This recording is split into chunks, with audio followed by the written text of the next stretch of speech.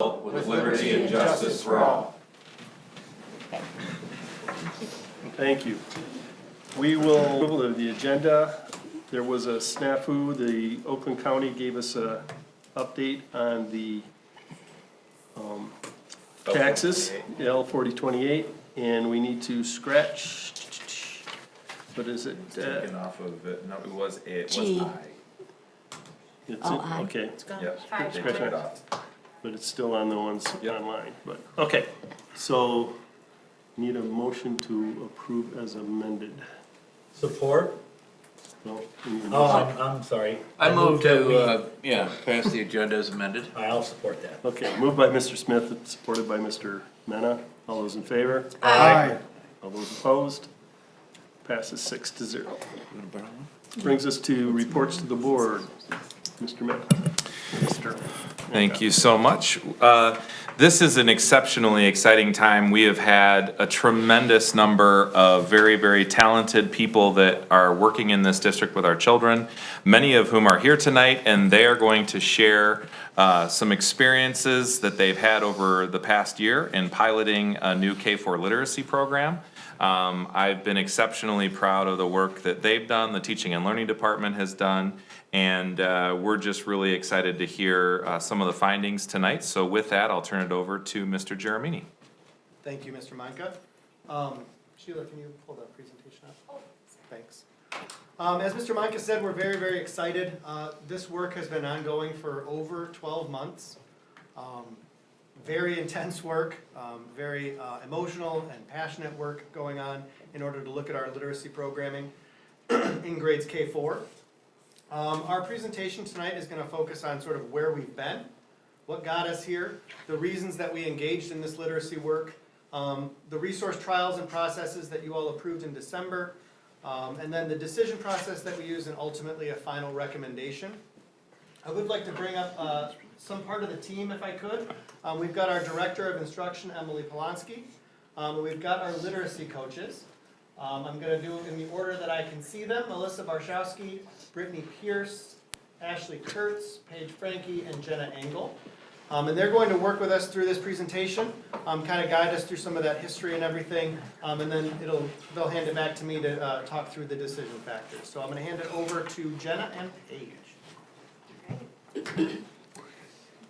We're going to start off with a brief history of literacy in Novi. Previously, our literacy resources were considered balanced literacy materials. Balanced literacy is an approach to literacy instruction in Novi that followed a reading and writing workshop model with minimal direct instruction from teachers and lots of time for students to independently practice and demonstrate at their own skill levels.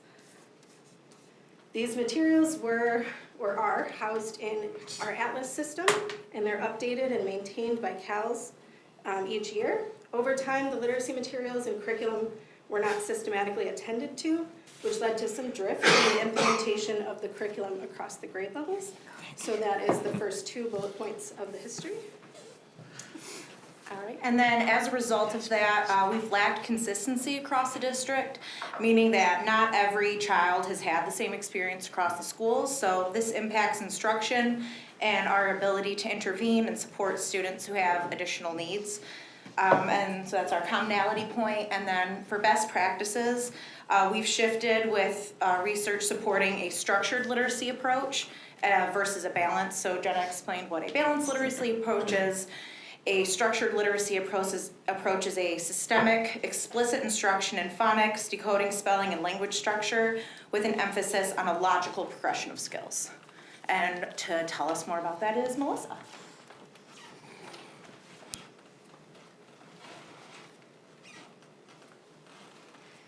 So with the structured literacy approach, it is centered around Scarborough's reading rope. One strand of the rope symbolizes word recognition, which encompasses phonological awareness, word decoding, and sight word recognition. Foundational skills programs deliver explicit and systematic instruction of these subskills. The language composition strand focuses on the subskills of background knowledge, vocabulary, language structure, verbal reasoning, and literacy knowledge. And these 5 components are embedded in our knowledge building resources. And over time, these resources work together to artfully weave each thread of Scarborough's rope together through explicit instruction. The end result is a seamless system where fluent and highly skilled reading and writing is achieved in our students.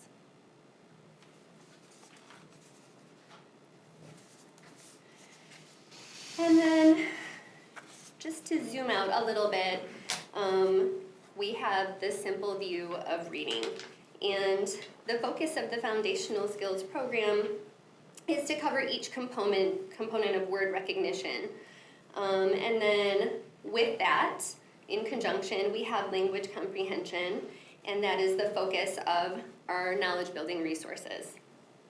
And then together, the result is fully skilled reading comprehension. Our literacy team was very intentional in ensuring that our trial resources are aligned with the simple view of reading and Scarborough's rope. And we also understand that many of our learners come to school and they bring varying life experiences, and this leads to a variety of background knowledge in our classrooms.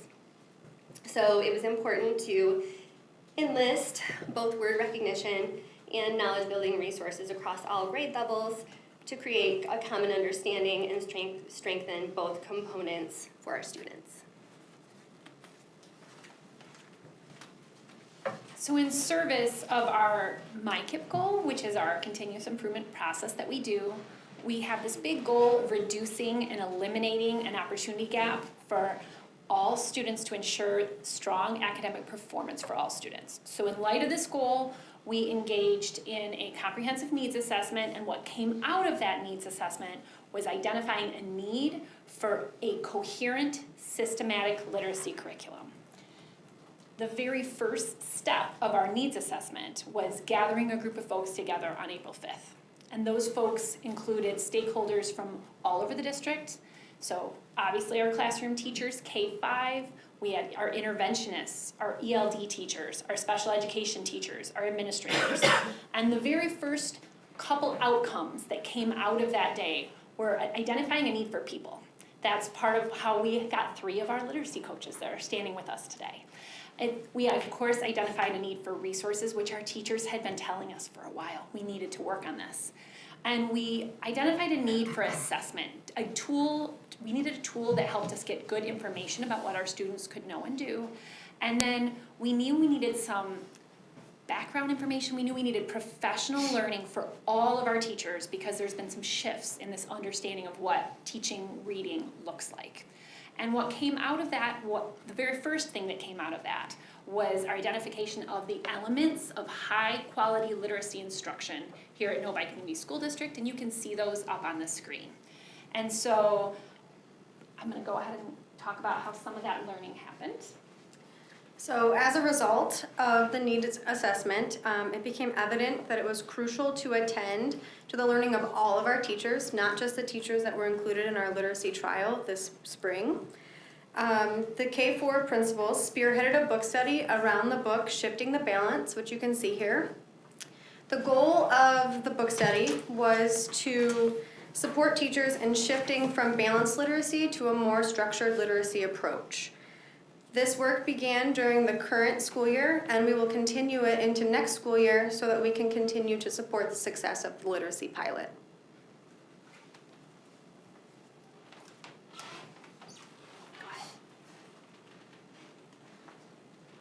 And this is going to be where our K-4 literacy trial process story begins. And it really was important to us that we had voices throughout this trial from teachers, administrators, families, and students. And so it started at the beginning of the school year when the 3 literacy coaches interviewed multiple companies. And then from there, they narrowed it down a little more using a rubric to make sure that those companies had the standards that we needed. And from there, we invited those companies to Novi with a bunch of our Novi teachers where they could interact and engage with these various companies. And then the trial kicked off in February, and it started really in January with a professional development amongst the 5 programs that came out of that November date where they came here and teachers interacted with them. And with these 5 programs, they were amongst all buildings, all grade levels, and they were able to see what different combinations looked like at different grade levels in different buildings. And we provided ongoing PD for our teachers in February and March. We also brought our teachers together to do a mid-trial debrief in March with about 14 representatives. From there, April came, and this is when we used the time to gather feedback. Our teachers had already been trialing the programs for a few weeks, since February, and so April we used to gather feedback. The TLD department went in to observe a bunch of classrooms and collect data. We also had over 40 teachers come back to do a final debrief, and we were engaged with administrators in spending a whole day with them where we could go into classrooms so administrators could see all 5 programs, and then we engaged in dialogue that afternoon. And we put out various surveys to get teacher input, family input, and student input. And all of that leads us here today where we are making a recommendation. Once the final approval happens, materials will be ordered so that we can get ready to prepare our teachers for the fall, where we will have a 24-25 pilot. And this will be piloting both K4 district-wide foundational skills and knowledge building curriculum. And the reason we're calling it a pilot instead, because it is different than what we had engaged in as a trial. So the pilot is called a pilot because it is the first time that all K4 teachers are doing it across all elementary buildings for the entire modules that the programs provide, and we will be implementing next year with the program's fidelity. After that, after a year of doing that, we can kind of look and see what accommodations might need to be made based on our specific student needs, and then we'll prepare for full implementation for the 2nd and the 3rd year.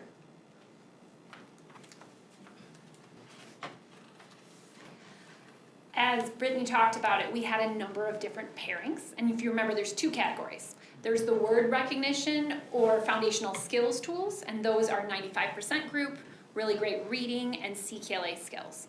And then there's the knowledge building tools, which are wit and wisdom and CKLA. So as you can see, there were 6 different combinations that we tried in the different buildings in the beginning. And after our March debrief, we realized something pretty quickly.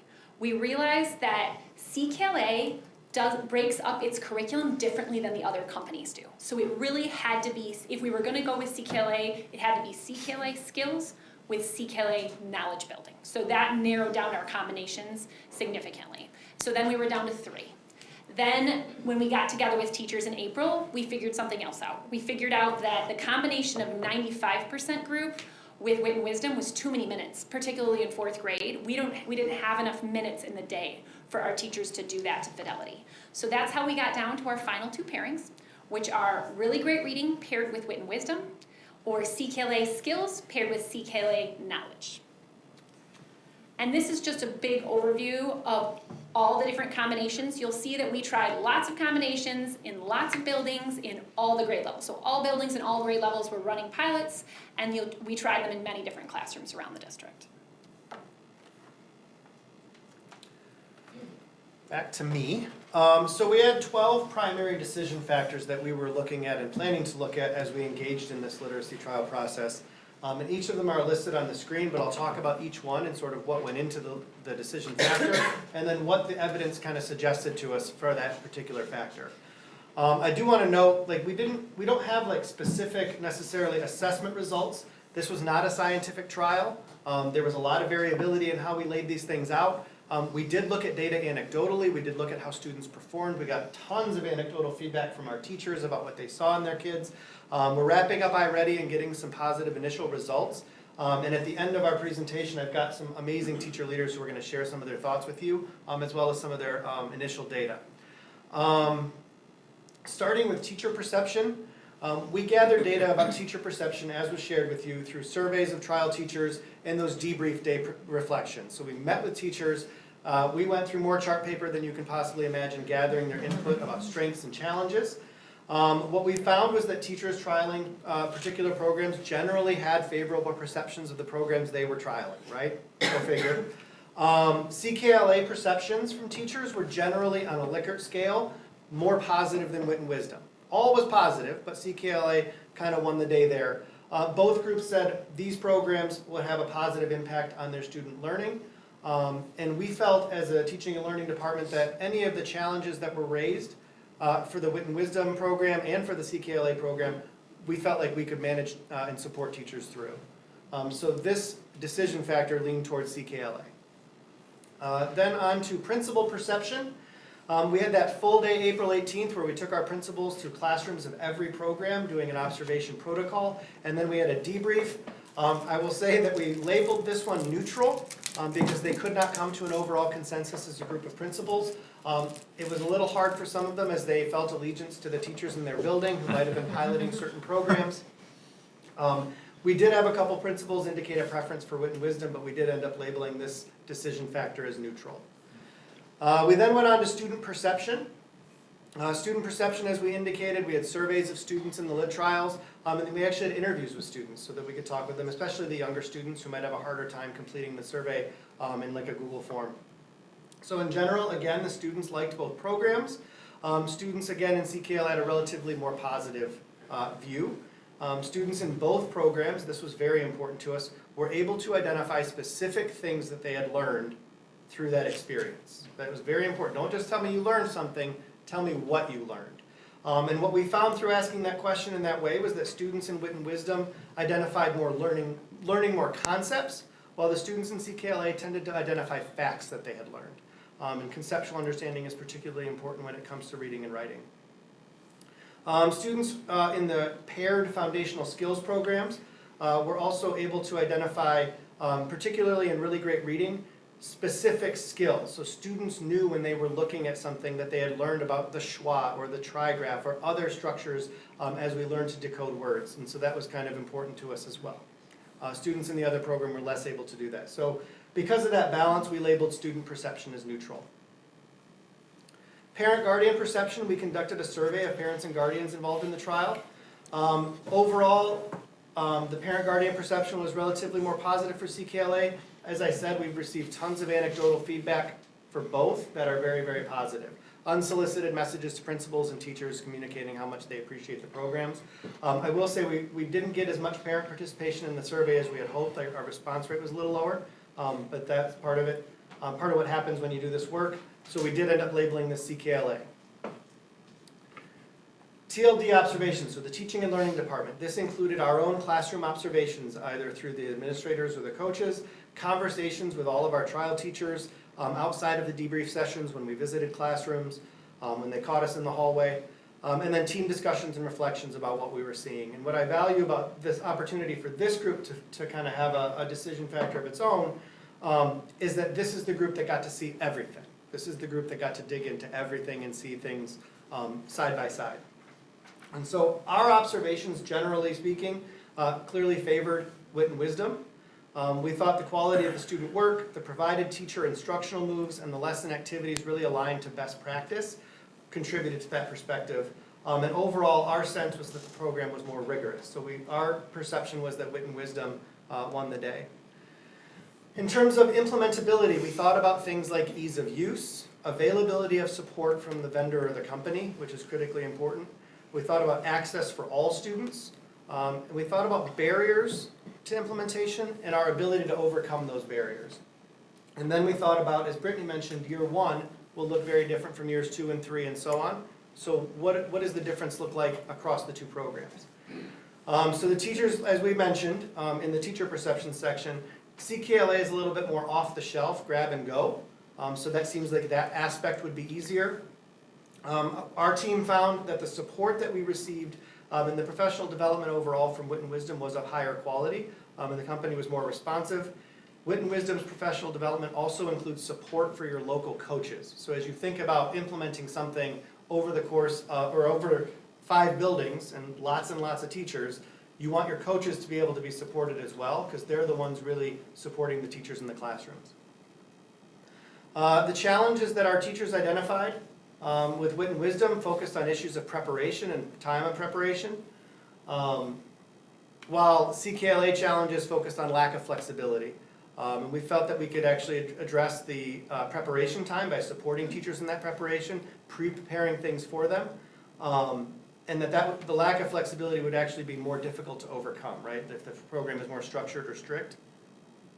And we really feel like as we evolve in our implementation of Wit and Wisdom, we would be able to novify it, is how I thought about it, in that make it really fit our teachers' needs and our kids' needs in ways that we might not be able to do with a more strictly structured program. So in the case of implementability, there was balance, because we thought off-the-shelf nature versus some of the other challenges expressed, we called that neutral. In terms of targeted supports, what we're really thinking about is how do we make these resources in this curriculum fit for all of our students, in particular our students who are English learners, and our students who have IEPs, and our students who are engaged in MTSS, right, who are receiving intervention support. So we thought about the ELD team and what they might tell us, English Language Development team, our special education team, and really thought about what is our ability to support the scaffolding of the resources and make sure that they're aligned. Something that's very important as you think about a system in a curriculum is that your Tier 1 resources, which is what we're talking about tonight, are aligned to Tier 2 supports and Tier 3 supports. And what our teams are telling us, what the ELD team and the special education team told us, was that we felt like we could make Wit and Wisdom more adaptable and more aligned across those different instructional environments. So for targeted supports, Wit and Wisdom won on that one.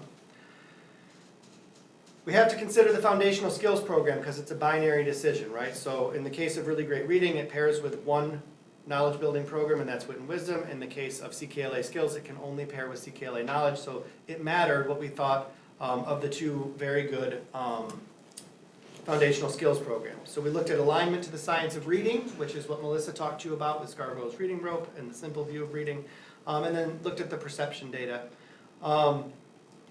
As we looked at the materials and the perception data, this is what we found. Really great reading provides both explicit and systematic foundational skills instruction, while CKLA provides explicit instruction, but it is overall less systematic.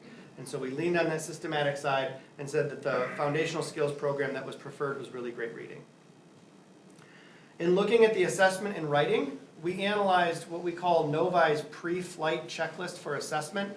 This is something that we developed that is aligned to our 5D work, that is aligned to our understanding by design work. All of the work that we've been doing, we put a document together to help teachers think about what are all the things that a good assessment has.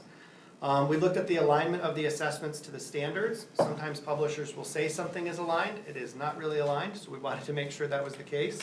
And then looked at the alignment of the writing tasks that the students would engage into standards. What our team found was that for reading comprehension, the two programs were comparable when it came to reading comprehension assessments, fairly comparable, and they both met the criteria of our pre-flight checklist. For writing and performance tasks, we found that Wit and Wisdom provided more authentic assessments, so more real-world based, more authentic opportunities for students to express their ideas, use evidence to defend their positions, and so on and so forth. So for assessment and writing, we said Wit and Wisdom. Alignment to the literacy essentials, Michigan has identified literacy essentials that are good practices across early literacy. And then we also developed, as you saw in April of last year, our Novi version. And we found that both programs were aligned there, so that was neutral. In terms of financial considerations, it would matter, of course, if one program or one set of programs was significantly more expensive than another. We found that not to be the case. One is a little bit more expensive, but not in a significant way. So we called that neutral as well. And then finally, we used something called the Knowledge Matters rubric. It is an external rubric by a third-party organization built around this idea that we know knowledge building is important in terms of language comprehension. And so we use that rubric to assess both Wit and Wisdom and CKLA, and both meet those requirements that they lay out in that rubric. So overall, punchline, our recommendation is the combination of really great reading and Wit and Wisdom. We've thought very long and hard about this, went through the decision factors multiple times, really took a lot of time to think about this, didn't just make the decision quickly. We know that in this district, we of course want what's best for our teachers and for our students at all times. And we think that most factors that we had used to decide align to Wit and Wisdom and really great reading. And I just want to make a note, this is a high-performing district. I don't think that's news to anybody. And so we really want to make sure that we have resources that enhance the rigor that we already provide. We're already doing a good job. We want to do an even better job. And we really think that this combination is particularly rigorous and will provide our teachers and students what they need in order to be successful in the future. I really want you to hear from some of our teachers and leaders who experience these programs, so I'm going to invite a few more folks up to the microphone, if that's okay. If our Cals and Laura, if you guys would all come to the microphone. We've got Stacy Scott, kindergarten at Deerfield. I think the easy name is the one I mess up.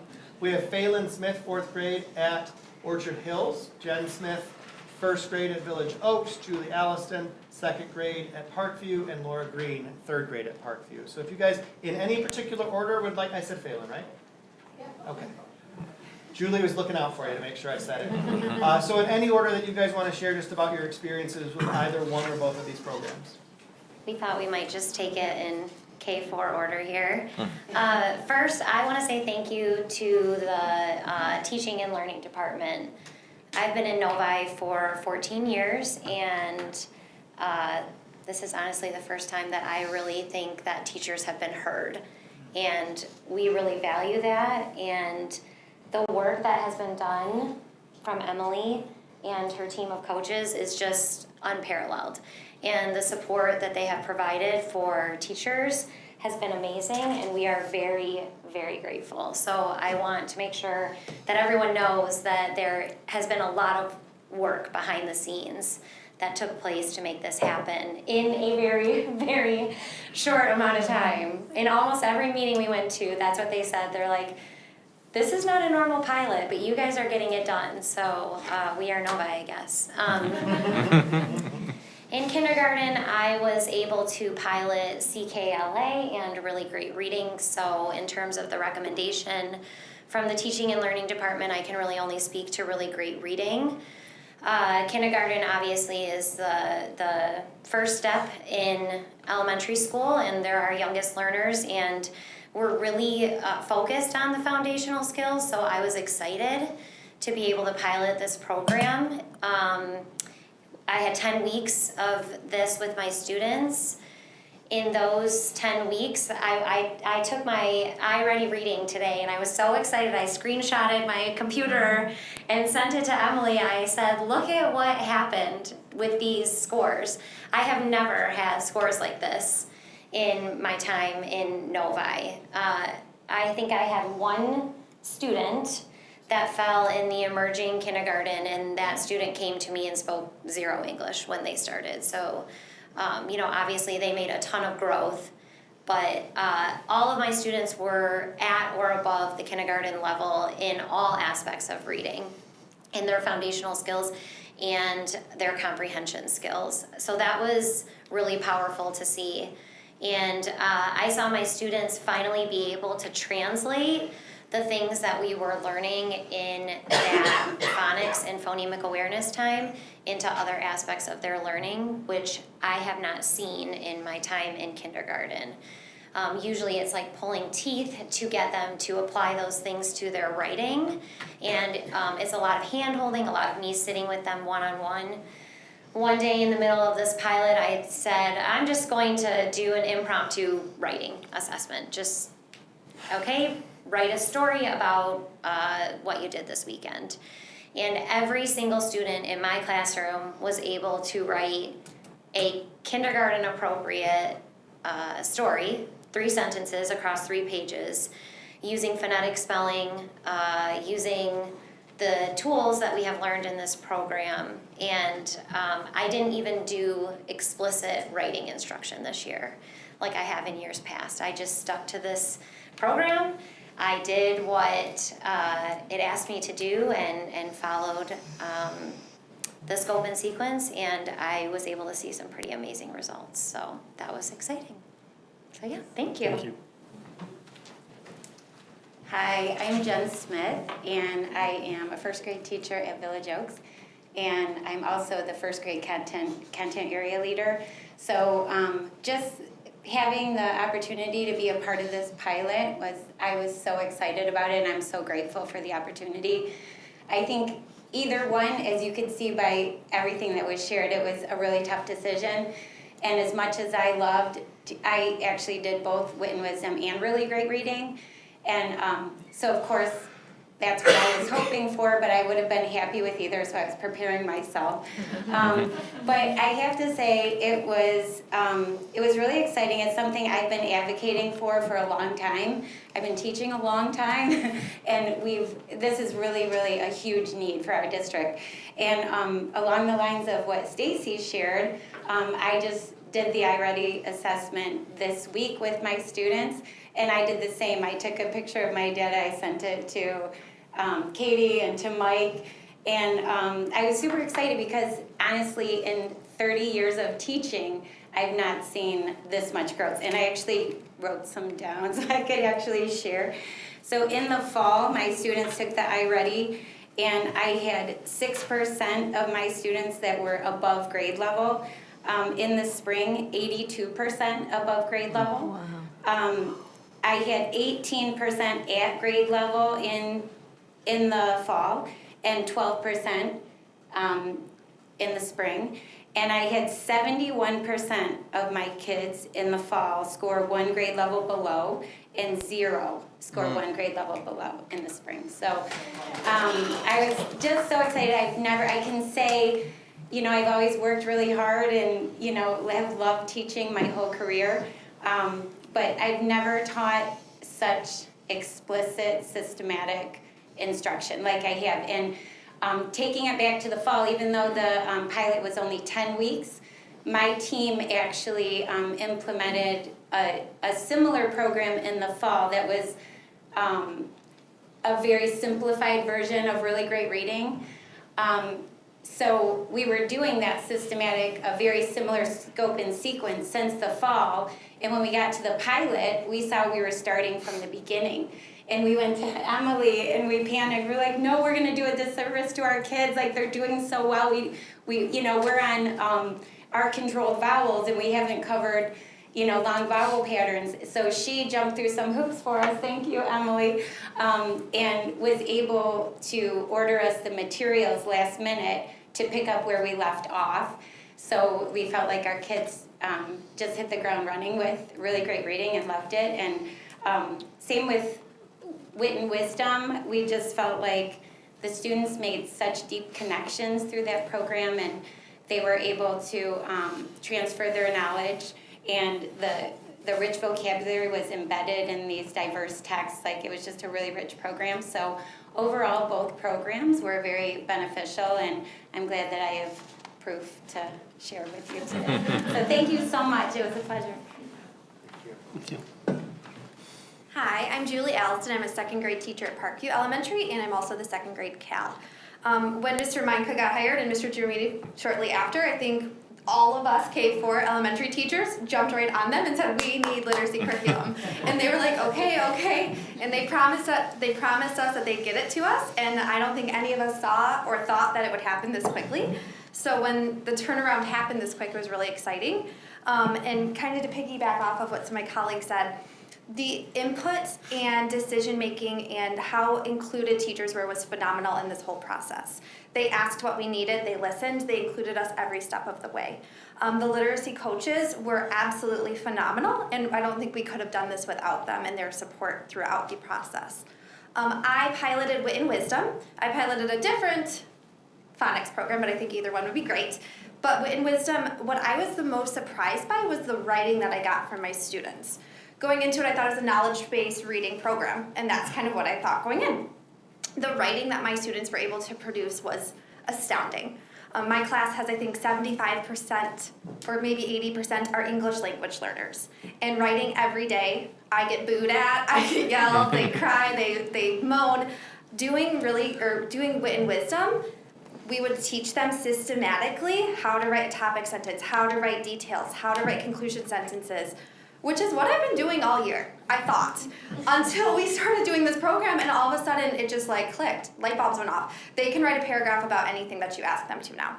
So it's amazing, and the transfer is going throughout all genres too. So a lot of it was nonfiction, some of it was fiction, but then they're also able to apply it to opinion writing without explicitly teaching opinion writing. So the changes I've seen in my students as writers has been really amazing. I also will say the one word that I kept telling everyone after doing this program was rigor. It was extremely rigorous. It was challenging in every sense of the way for us teachers, for the kids, for everything, but the growth that I saw was amazing. The systemic approach to teaching all of the things too. And then adding a phonics program on top of it is just going to be really great for all of our students. So I'm really excited, and thank you for letting us do this. Thank you. Hello, my name's Laura Green. I'm a third grade teacher at Parkview as well. I got to pilot both Wit and Wisdom and Really Great Reading. To echo everyone else at this point, incredibly grateful for being included in this process. The amount of work, I have been in other districts and piloted programs before.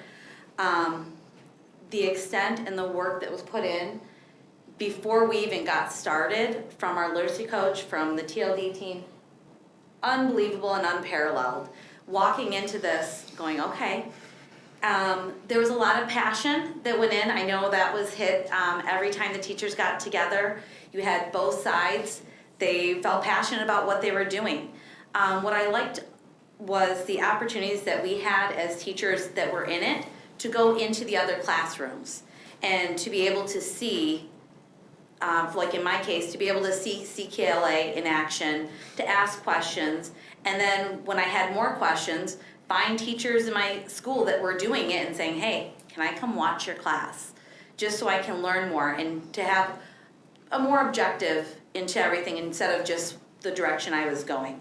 I'm not gonna lie, when we started Wit and Wisdom, there were a lot of tears.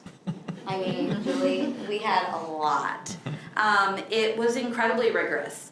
It was difficult to get started, but as we kept moving, it got easier, and you started to get the flow. As with anything, when you're a learner, not everything is easy, and our professional development got better. We had the people that came in were very strong. They were very flexible to our needs, and when we said, well, this is the questions we have and this is what we need, they changed it right there on the spot, and our lit coaches were great about that, and they were able to help us guide through that. I know we've had discussions back and forth when, I was really surprised that we went Wit and Wisdom, because I was for sure that the team that wanted CKLA was ready to go work for them at this point. They were so passionate about it. And then the discussion came about rigor. And I think really this is what it comes down to. Being in third grade and watching the kids that have come up from lower L, when we see this, there's been a change, and we all know it since COVID, and we've seen it in the classrooms, and it's impacted learning. And it almost felt for a while there that we were just like, okay, we gotta meet the kids where they're at. And what I've noticed about Wit and Wisdom, it has a high bar. It is rigorous. I went into this, I had non-English speakers, I had half my class that were either second language learners, or I had kids that with IEPs and in the special ed program, and I'm like, how are they gonna do this? And they rose.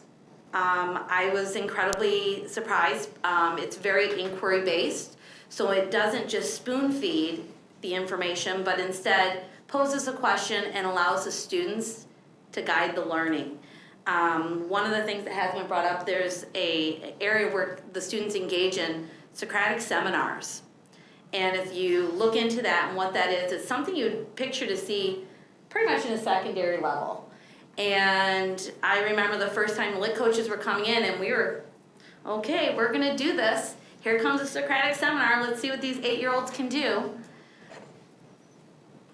I think I was more shocked than the coaches when they came in because every single student, 100%, were engaged, we're having conversations, we're digging deeper, we're using accountable conversations, and the depth that they were going then translated into their writing.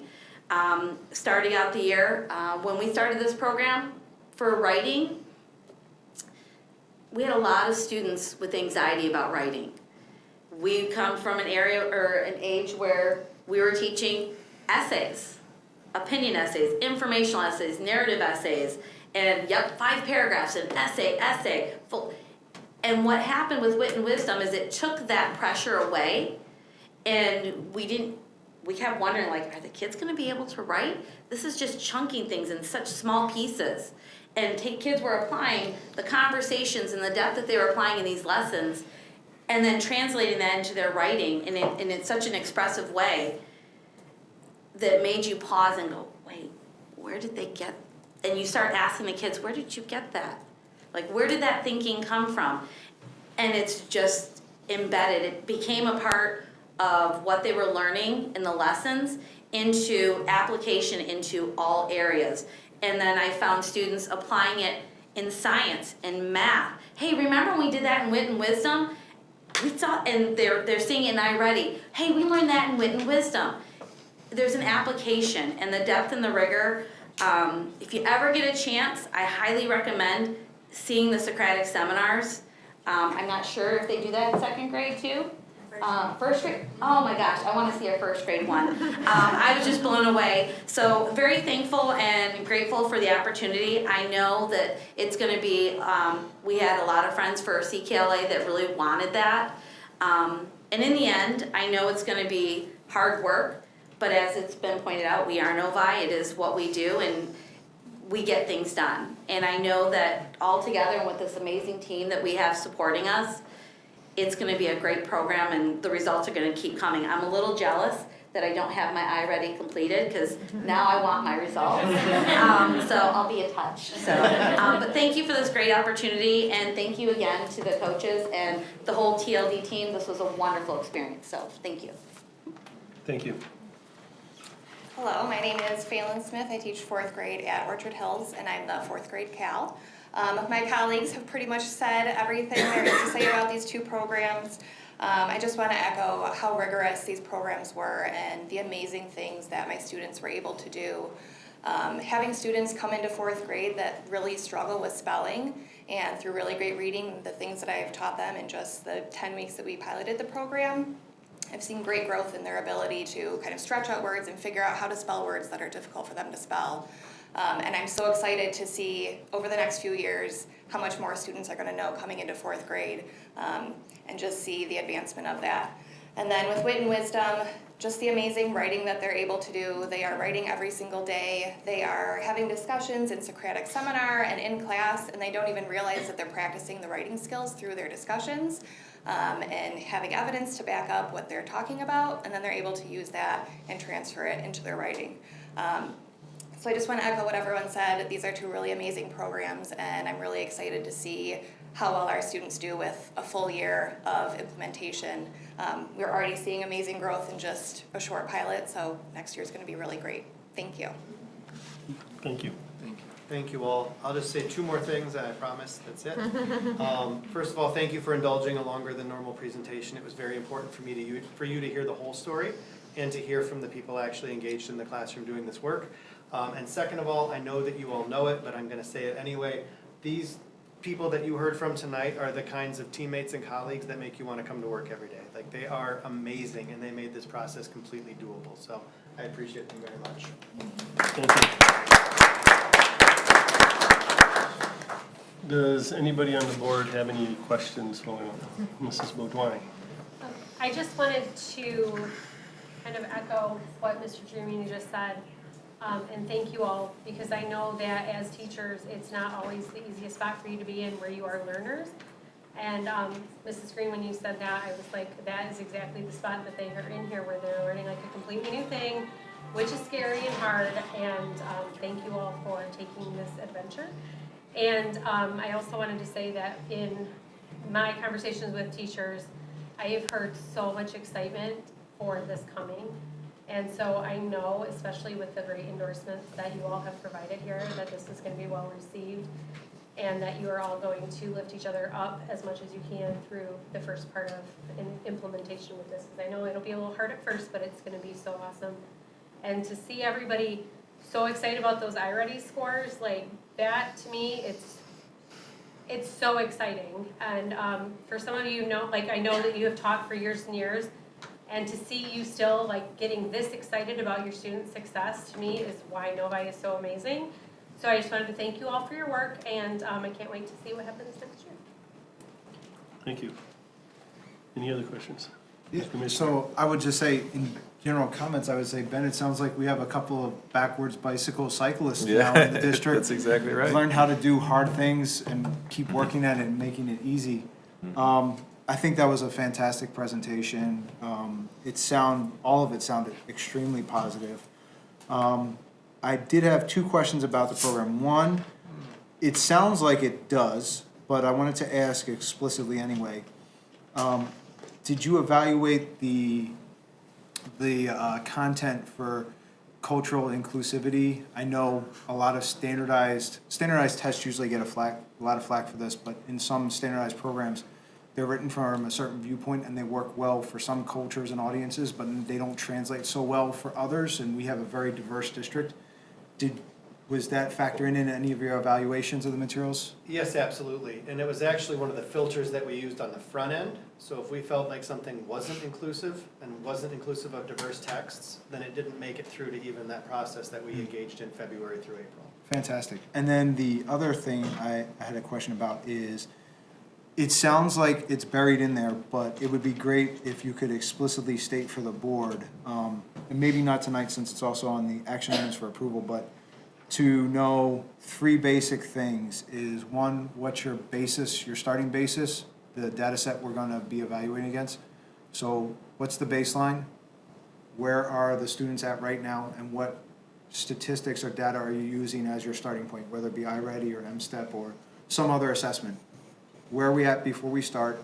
And then the second point is, what's your goal that you're trying to achieve? Like, is it a certain iReady score? Is it a certain growth percentage based on your baseline data? And then the third thing is, what's the evaluation schedule? When's the next time you want to come to the board, have us look at where we are, the data that we're looking at, and then kind of evaluate the progress so that we can give feedback to that cycle.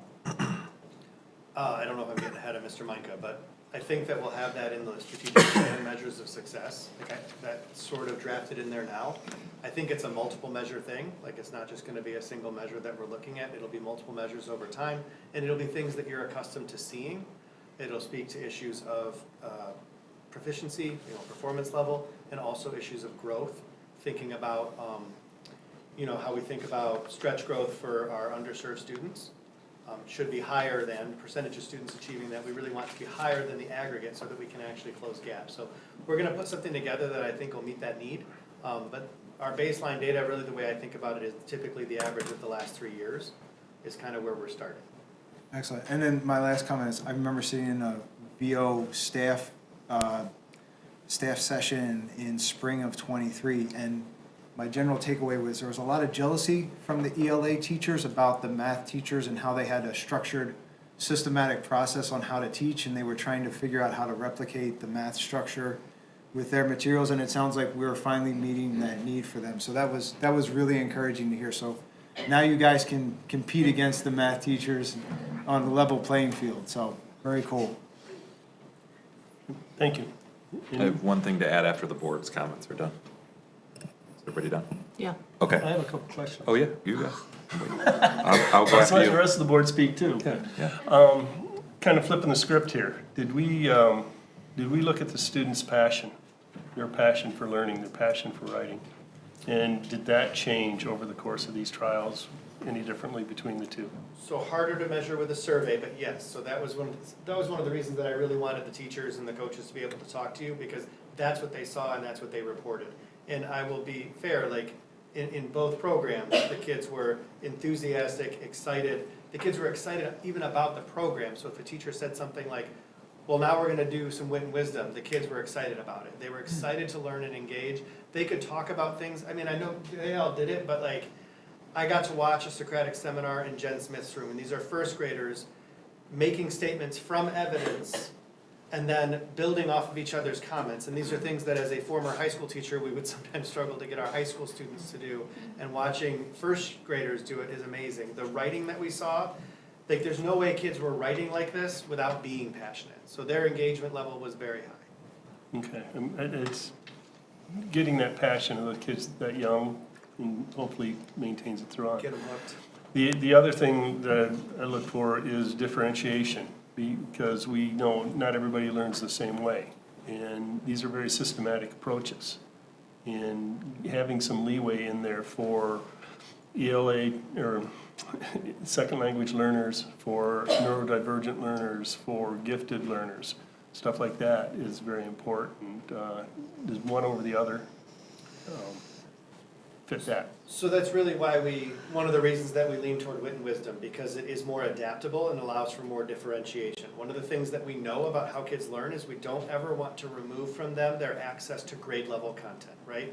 We want to make sure that they have that tier 1, this is what everybody's going to learn and get, and then we're going to differentiate within that, and then we're going to provide additional supports on top of that for students that need it. So this program provides both of those things. It provides that constant structure that we need, but then it allows that for that adaptability. And that's the feedback that we got from our ELD teachers and our special ed teachers that made that clear to us.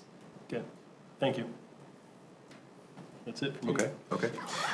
Something that I think is really important to note, and this is, everybody that you heard tonight is incredible. I think a special thing that shouldn't go unnoticed or spoken about, Spencer, Riley, Andy, Emily, our TLD directors have been working hard on different things. Emily Polanski spent countless hours working on how are we gonna fund this? How are we gonna, obviously this program is gonna be about $850,000, give or take, if you count in the training in the first year of implementation. Emily Polanski secured a grant that will pay for 100% of that cost in the first year. So we're gonna be asking you to approve that tonight.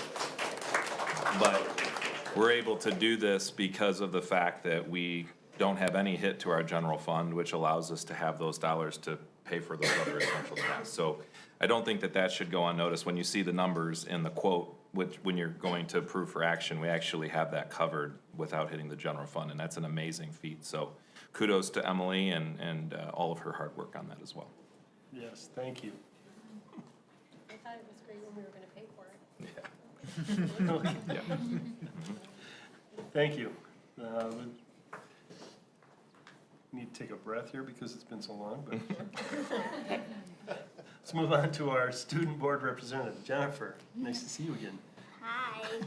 So for my May report, I mainly just wanted to talk about all the activities, the fun activities that have been happening around the district since our last meeting, and also some more fun activities that will be happening after this meeting in case you or your family wanted to attend a couple of those as the year comes to an end. So in the high school, on April 25th to 27th, the Novi Theater held their annual spring musical called Singing in the Rain, which was a wonderful experience for the audience as they actually made it rain on the stage. May 1st, the superintendent stayed of the district where clubs and organizations in the high school, such as robotics and IB students, got to showcase what they do to the younger grades. May 4th was the junior and senior prom at the Suburban Showcase. Starting May 8th is the Select Art Showcase. On May 14th, May 16th, and May 20th, respectively, the choir, band, and orchestra are holding their spring concerts. And finally, on May 22nd is seniors' last day and the senior picnic. In the middle school, on May 21st and May 22nd are the band and orchestra concerts. On May 31st is the choir concert. In Meadows, on May 1st and May 2nd were the orchestra and band concerts. And on May 20th is the multicultural night. On May 28th, 30th, and 31st are the 5th and 6th grade choice concerts, and then, choir concerts. And then in the elementary schools, on April 25th, Novi Woods 4th grade art show and music concert. On April 26th is the Orchard Hills Science Night. On May 3rd was the 4th grade swim party. On May 9th is the Parkview Elementary 4th grade art show and music concert. On May 14th is the Parkview Elementary's Bonaventure Skate Night. Starting May 16th is Deerfield's Summer Book Fair. And then May 17th is Parkview's Fun Fair. So as you can see, there's a lot of fun events that have been happening and will continue to happen in the high school. So I do hope you choose to take advantage of those fun activities. And finally, I wanted to take this opportunity to thank everyone involved for this position. Well, this is my last board meeting report as student board representative. It has been a wonderful experience and I have learned so much. Seeing all these students and their amazing thoughts and ideas just tells me that Novi will continue to prosper and grow in the years to come. I also want to take this opportunity to congratulate the next student board representative and the alternate student board representative. I had the pleasure of meeting with them yesterday, and I just know that this position is in good hands, and I look forward to all of you meeting them at our June meeting and their official report in October. Once again, thank you so much.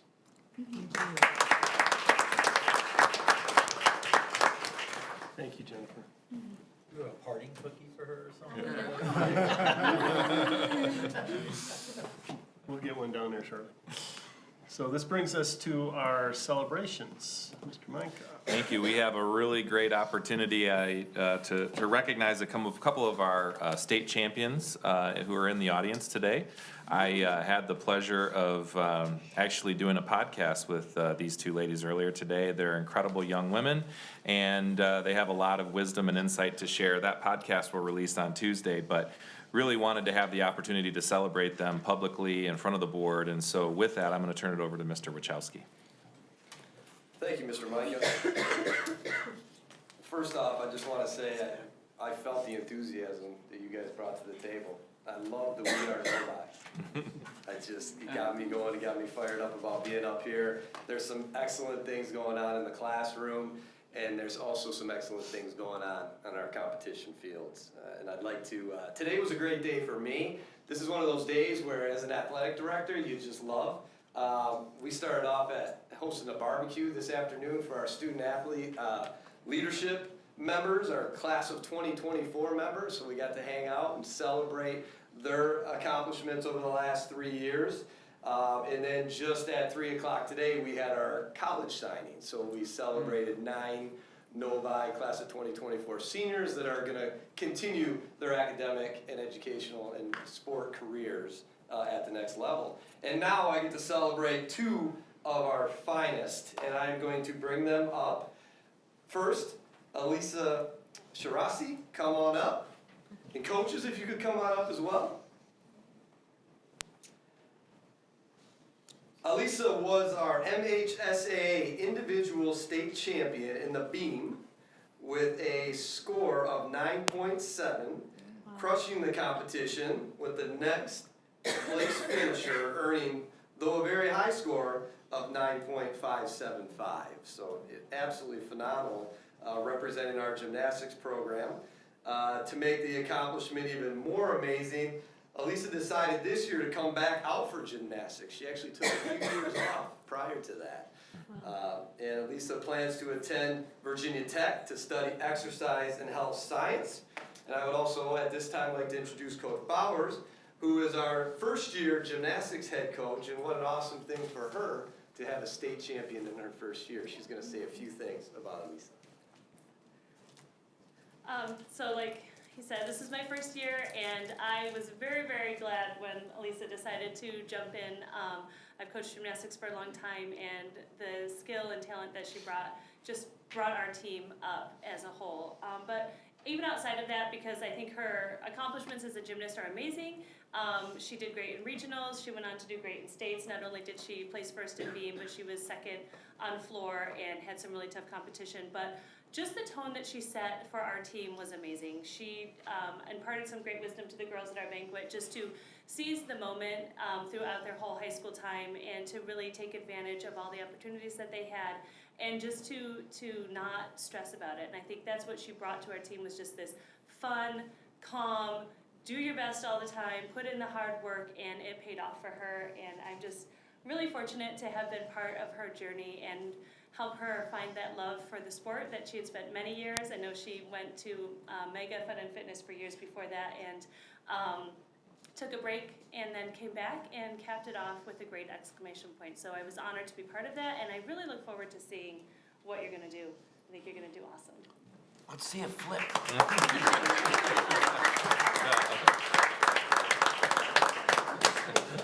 Alicia was also one of our main members of our Cat Pack, which is our, our student section at most of our games, and her and a group of her friends, it's absolutely phenomenal on how much they support each other. It really goes to the culture that we have here in Novi.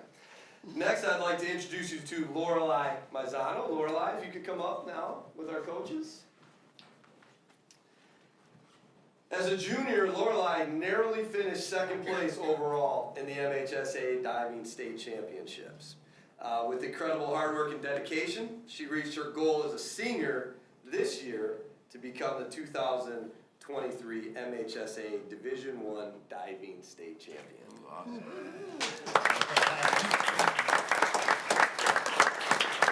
Lorelei plans to continue her diving career at Cleveland State University, where she plans to study nursing. At this time, I'm going to ask our head diving coach, Coach Mason, to come up and say a few words about Lorelei. Thank you. Lorelei is a very talented athlete. She's got a big heart, and she's very persistent. And this year, she had the dream season, taking on all comers, going to every competition that we could, and did so, finishing the season undefeated. And of course, won a state championship. In the process, she was named the Division I Girls Diver of the Year. So, Lorelei, I gotta tell you, you're as good as any athlete I've ever coached. I look forward to what you're gonna do in the future, and I am proud that you are a Novi Wildcat.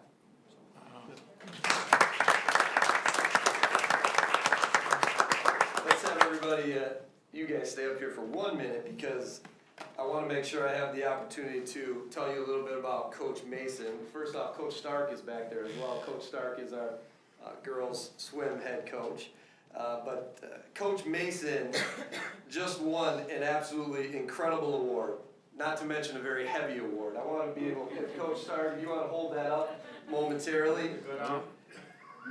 Coach Mason just received the Collegiate Scholastic Award, and this award is presented annually to the interscholastic coach who, or to the organization which, in the estimation of the recipient's peers, has made the most significant contributions to aquatic sports at the interscholastic level.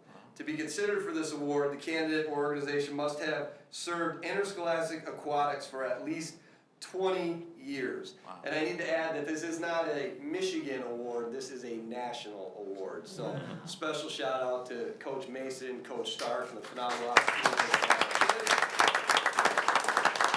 And at this time, I think we'd like to do a photo, so Lisa, Lorelei, coaches, flip off. Make your way to the front. We'd like to take a quick, Tom, where do you want? Right up front. Right in the middle? Yeah. Right in the middle of all these. Right guys. in the Yeah, middle. cover us up, please, we need to get that. You slide over here. Yeah, girls get in the middle. Yeah, You guys in the middle. yeah, there you go. Okay, good. Am I hiding? You're not in there.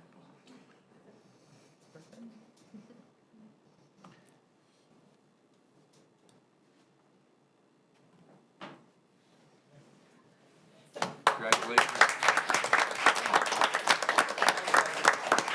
Thank you, coaches. Thank you. You two will be missed. We've enjoyed watching you. It's been awesome. Go Wildcats. Anybody on the board want to make a comment or anything?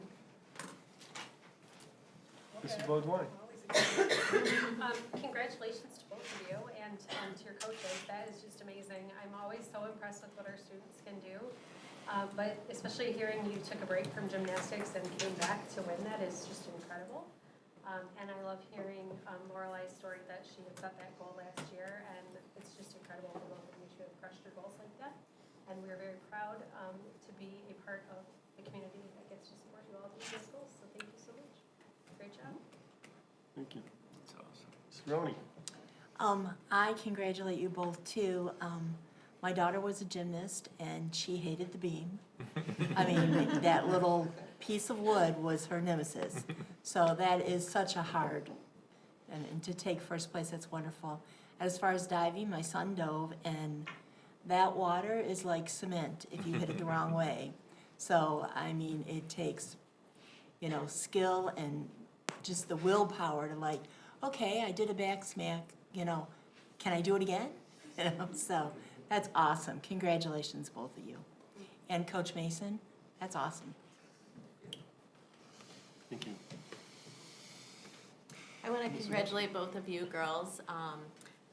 Hearing about all your accolades in athletics is amazing, but I also heard what you're going to be doing next. One of you is going into nursing and one of you is going into health sciences and exercise. So it's just amazing to see that you can take what you've learned from your athletic careers and successes and then implement them into who you're going to be as adults. So I think that you're going to both do quite well and use all the skills that you've learned as student athletes to just be super successful. So we wish you success in college.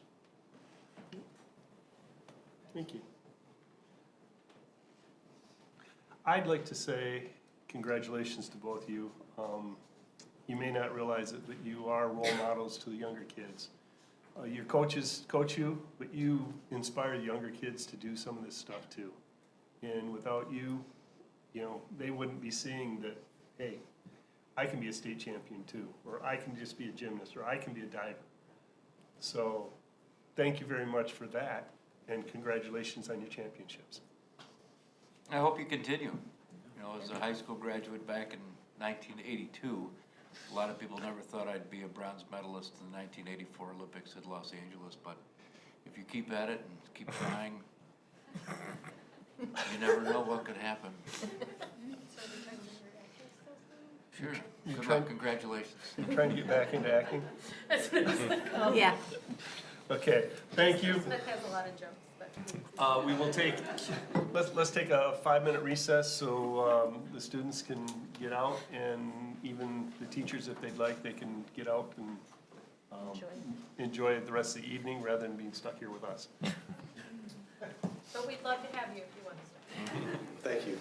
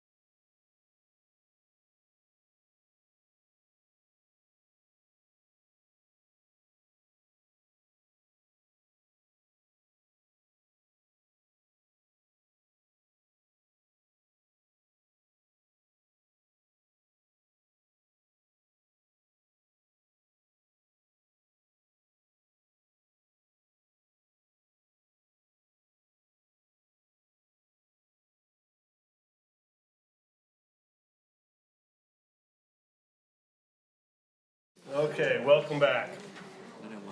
This brings us to comments from the audience. The board respectfully requests any individual wishing to speak to the board provide their name, address, and organization they represent. Keep their comments to the allotted time, which is 3 minutes, and refrain from directing comments to individual members of the board, district employees, and members of the audience. Do we have any? I have no green cards. Does anybody wish to speak to the board? I don't see anybody rushing there. I could We're have all saved set. my breath. Mhm. Okay, this brings us to our consent agenda. In the consent agenda, we have approval of minutes, the regular board meeting of April 18th. We have our ad hoc transportation subcommittee meeting minutes, our ad hoc master planning subcommittee meeting minutes, approval of bills for March 2024, check registry for March 2024, purchase card report for March 2024, approval of field trips to the MSCI Spring Conference trip, the Novi High School Sideline Cheer Champion Camp, the girls basketball team camp, pom camp trip, and cross-country team camp trip. Mr. Smith. Sure, I move that the Novi Community Schools Board of Education approve the consent items as presented. Support. Moved by Mr. Smith, supported by Mrs. Roney. All those in favor? Aye. All those opposed? Passes 7-0. This brings us to donations. First, Mr. Minka. Thank you. We're gonna start out with the Orchard Hills PTO donation. This is kind of an exciting one. The Village Oaks, as you know, years ago, the PTO purchased a book vending machine from Betson, and so Orchard Hills is gonna follow suit, and the success at VO has been great, and so the cost of the machine is $5,100. Delivery is another $605. And then they're gonna spend another roughly $300 to stock the machine. So the total cost for the purchase is about $6,000. It'll be delivered in 6 weeks. The cost includes a 3-year warranty, and the Orchard Hills PTO is generously donating this on behalf of the PTO for the school, and we recommend that the board accept this with this donation with appreciation and thanks. Mrs. Beaudoin. I move that the Novi Community Schools Board of Education accept the generous donation as presented with appreciation and thanks. Support. Moved by Mrs. Beaudoin, supported by Dr. Ruskin. Any comments?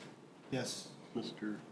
I would just encourage other elementary school PTOs to strongly consider these machines as well. It wasn't present in my son's elementary school, but when he saw the one at VO, he was immediately like, wow, this is amazing. And I'm sure Orchard is about to experience the same thing, so I think that'd be great if we eventually got to all elementary schools having that. Thank you. Any other comments, questions? Call the question. All those in favor? Aye. All those opposed? Thank you very much. Passes 7-0. Mr. Micah. The Novi Meadows PTO is recommending, or is donating $4,000 to the Meadows building for gifts for the 6th graders. I don't want to spoil the surprise, but there are some really cool things there for the 6th grade students. And also the 4 new staff lounges are going to be getting some upgrades, microwaves, utensils, and some other decorative items to make the lounges more enjoyable. This will be, certainly something that will come alongside some of the things the district is doing in those spaces as well. So the recommendation is that the board accept the generous donation as presented with appreciation and thanks. Mr. Mitchner. I move that the Novi School District Board of Education approve the generous donations from the Meadows PTO with acceptance and thanks. Support. Moved by Mr. Mitchner, supported by Mr. Mena. Any comments? Other than thank you very much. Call the question. All those in favor? Aye. Those opposed? Thank you very much. 7-0. This brings us to action items and personnel report. Mr. Micah. Thank you very much. I'll turn it over to Dr. Carino for the personnel report this evening. Thank you. As much as I love bringing new staff to you every month, I am very excited that this is the first month all year that we have not had any new hires for this year. We are looking ahead to next year, so we plan on bringing some new recommendations to you in June. However, we do have a few resignations. Lindsay Karate, a second grade teacher at Novi Woods, is resigning at the end of the year. Ainsley Langerick, an instructional coach at Novi Meadows, is also resigning. Mary DePotter, an administrative assistant for the special ed director here at ESB, is retiring at the end of the year. And Jessica Gunness, an ELD teacher at Orchard Hills, will be taking her first leave of absence for childcare reasons next school year. I would just like to thank Mary DePotter for all of her work and her service to Novi over the years. You know, we've obviously done a lot of special education hiring. That is no secret to all of you this year, and she has been very instrumental in working with our department to make sure we have the appropriate paperwork and connecting with the candidates. So we really appreciate everything that she has done over the years to support Novi. Thank you. Do I have a motion? Mrs. Baudouin. I move that the Novi Community School District Board of Education adopt the personnel report as presented. Support. Moved by Mrs. Baudouin, supported by Mrs. Roney. Any questions, comments? I believe Mr. Jeremini had a couple words as well. Mr. Jeremini. I'd also like to acknowledge Mary DePotter, part of the teaching and learning team in the special education department. She's just sunshine all the time. I really appreciate that. I'm sad that she's leaving, but happy for her as she jumps into retirement. And I also want to acknowledge Ainsley. She has been, when I started here, she started as an instructional coach. That was a new move for her. And watching her flourish in that role over the last couple of years, incredible. She's leaving for a once-in-a-lifetime dream job kind of opportunity that is really just perfect for her. She's so well suited for it. So I am devastated that she is leaving, but so very happy for her. You have to support the people that you supervise and work with, so I'm happy for her. Mr. Smith. Yeah, I'll jump on what Mike said. Ainsley, back in the day, taught at Deerfield Elementary where our three kids attended, and then she moved to Meadows. And she's, as many of you spoke tonight, you know, and Emily, just gems, you know, within our district. And Ainsley is the same way. I mean, just, you know, the type of teacher that you're 100% comfortable having your children with, passionate, intelligent, bright, caring, kind. Many trips with Ainsley and the group of choir kids down to Cedar Point, rain or shine, and it was, and they always won and did well. And you know, I really wish we could have crafted, as you fellow board members know, I was always a supporter of having some type of dean position for arts and entertainment, whether it's coordinating tuning of pianos or just the arts in general, as a supporter of the arts, which she was. And she'll be missed in our district, and I wish her only the best. So thanks, Ainsley, for all that you did. Thank you. Any other comments? No, then I'll call the question. All those in favor? Aye. Aye. All those opposed? Passes 7-0. This brings us to the next item, our annual superintendent contract renewal.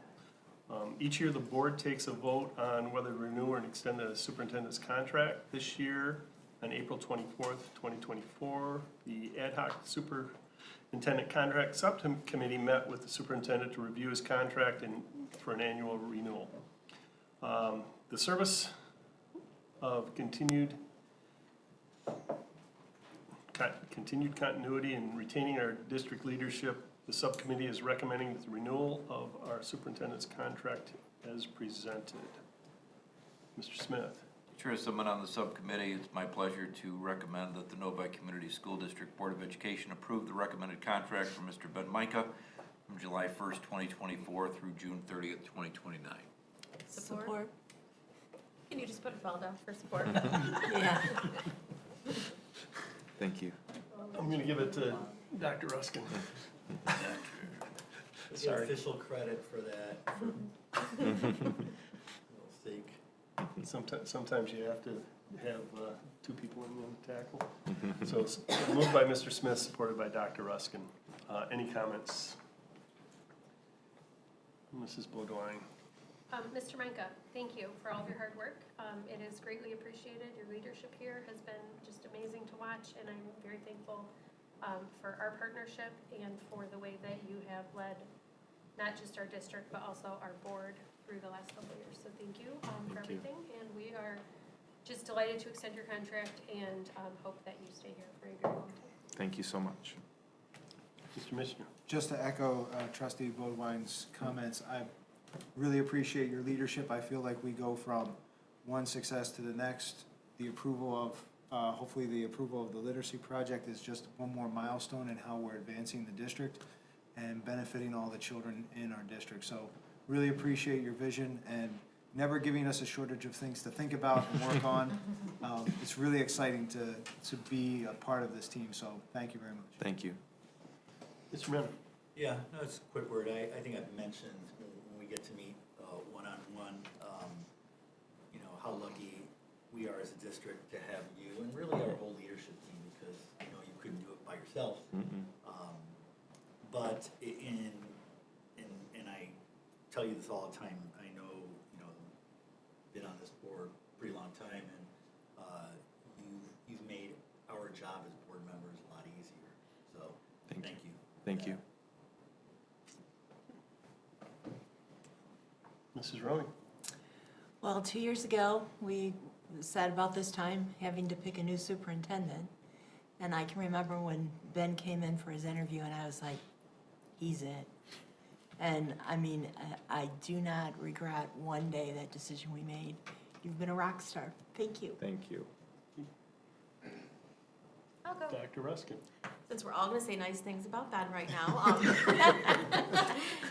I just wanna echo everybody's kind words. You're a visionary leader, and we are all super lucky to have you here alongside your team, because it takes a team, and you are always the first to say that you don't do this job alone. It takes your cabinet team and all the teachers, and it's really just earlier when we had our literacy report, the excitement and the gratitude that the CALs and the teacher team showed for this district with your leadership and the leadership sitting over at that table, that we are able to actually do things that are affecting our kids every day, and just the outcomes that we are going to see from that one small project out of the hundreds that you guys work on. We are just very excited. So thank you for continuing the work and the passion that you have in our district. Thank you very much. Thank you. I'll flip the script then. No. No, he's used to me doing that. I'm the skeptic. But, you know, we heard tonight about it, our athletes, and you go over to the high school and you see all sorts of trophies and stuff over there, and it's almost like we need an entire building for those. You hear what Ainsley has done with the choir and the trips down to Cedar Point and all the trophies she's come back with. And it's a lot of our extracurricular stuff.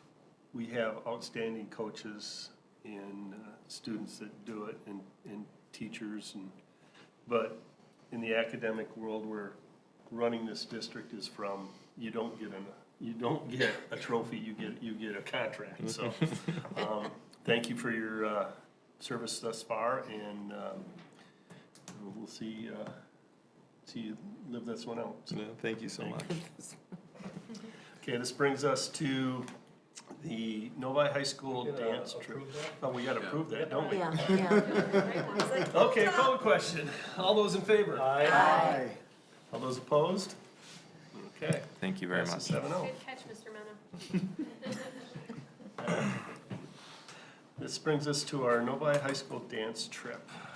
Yes. Mr. Micah. This is an exciting opportunity for the Novi Dance Company trip. It's going to be going to Hope College. Mrs. Artis from the Novi High School Dance Department is recommending and requesting the dance company travel to Hope College in Holland, Michigan in November through the 8th through the 9th. You saw this at the previous board meeting, and it comes tonight for approval. Do I have a motion? Mrs. Boudwine. I move that the Novi Community School District Board of Education approve the Novi Dance Company trip to Hope College, November 8th through 9th, 2020. Second. Moved by Mrs. Boudwine, supported by Mr. Michener. Anybody have any questions about this trip? Hopefully they get to do it more in the future. All those in favor? Aye. All those opposed? Passes 7-0. This brings us to our 2024 Summer Site Work Improvement Program. Thank you. We have our scope that you saw at our last board meeting for our site work improvements at a variety of our buildings. The recommendation is to award the contract to Nagel Paving in the amount of $806,402 with a 5% contingency for a total grant award of $846,722. As presented, this work is scheduled to begin in June and will be completed before we come back in the fall. Mr. Smith. Sure, I move that the Novi Community School District Board of Education award the site work improvement project contract to Nagel Paving in the amount of $806,402 with a 5% contingency for a total award of $846,722. Support. Moved by Mr. Smith, supported by Mr. Mena. Any questions regarding this? We had a chance to talk about it. Seeing none, all those in favor? Aye. All those opposed? Passes 7-0. Which brings us to our 2024 Technology Device Refresh approval. Thank you. Our our 2024 Technology Device Refresh really it touches a multitude of departments. This is our scheduled refresh. The total, including 1,731 devices. The cost is $845,155.25. Comes to you for approval tonight after you've seen it for information and discussion at our last meeting. Mr. Mitchner. I move that the Novi Community School District Board of Education approve the device purchases as listed in the total amount of $845,155.25. Is that, that's not correct, is it? Am I looking at the wrong thing? Yeah, that's a different thing. Okay. Support. That's the smart board. I want to make sure That's she's. the one above. We're good. Oh, We're you good. Okay. Moved by Mr. Mitchner, supported by Mrs. Roney. Sorry about that, I apparently flipped one page too far. So any questions, Mr. Mitchner? Just a comment, I was having a discussion during our break, and I just wanted to acknowledge the IT department in general.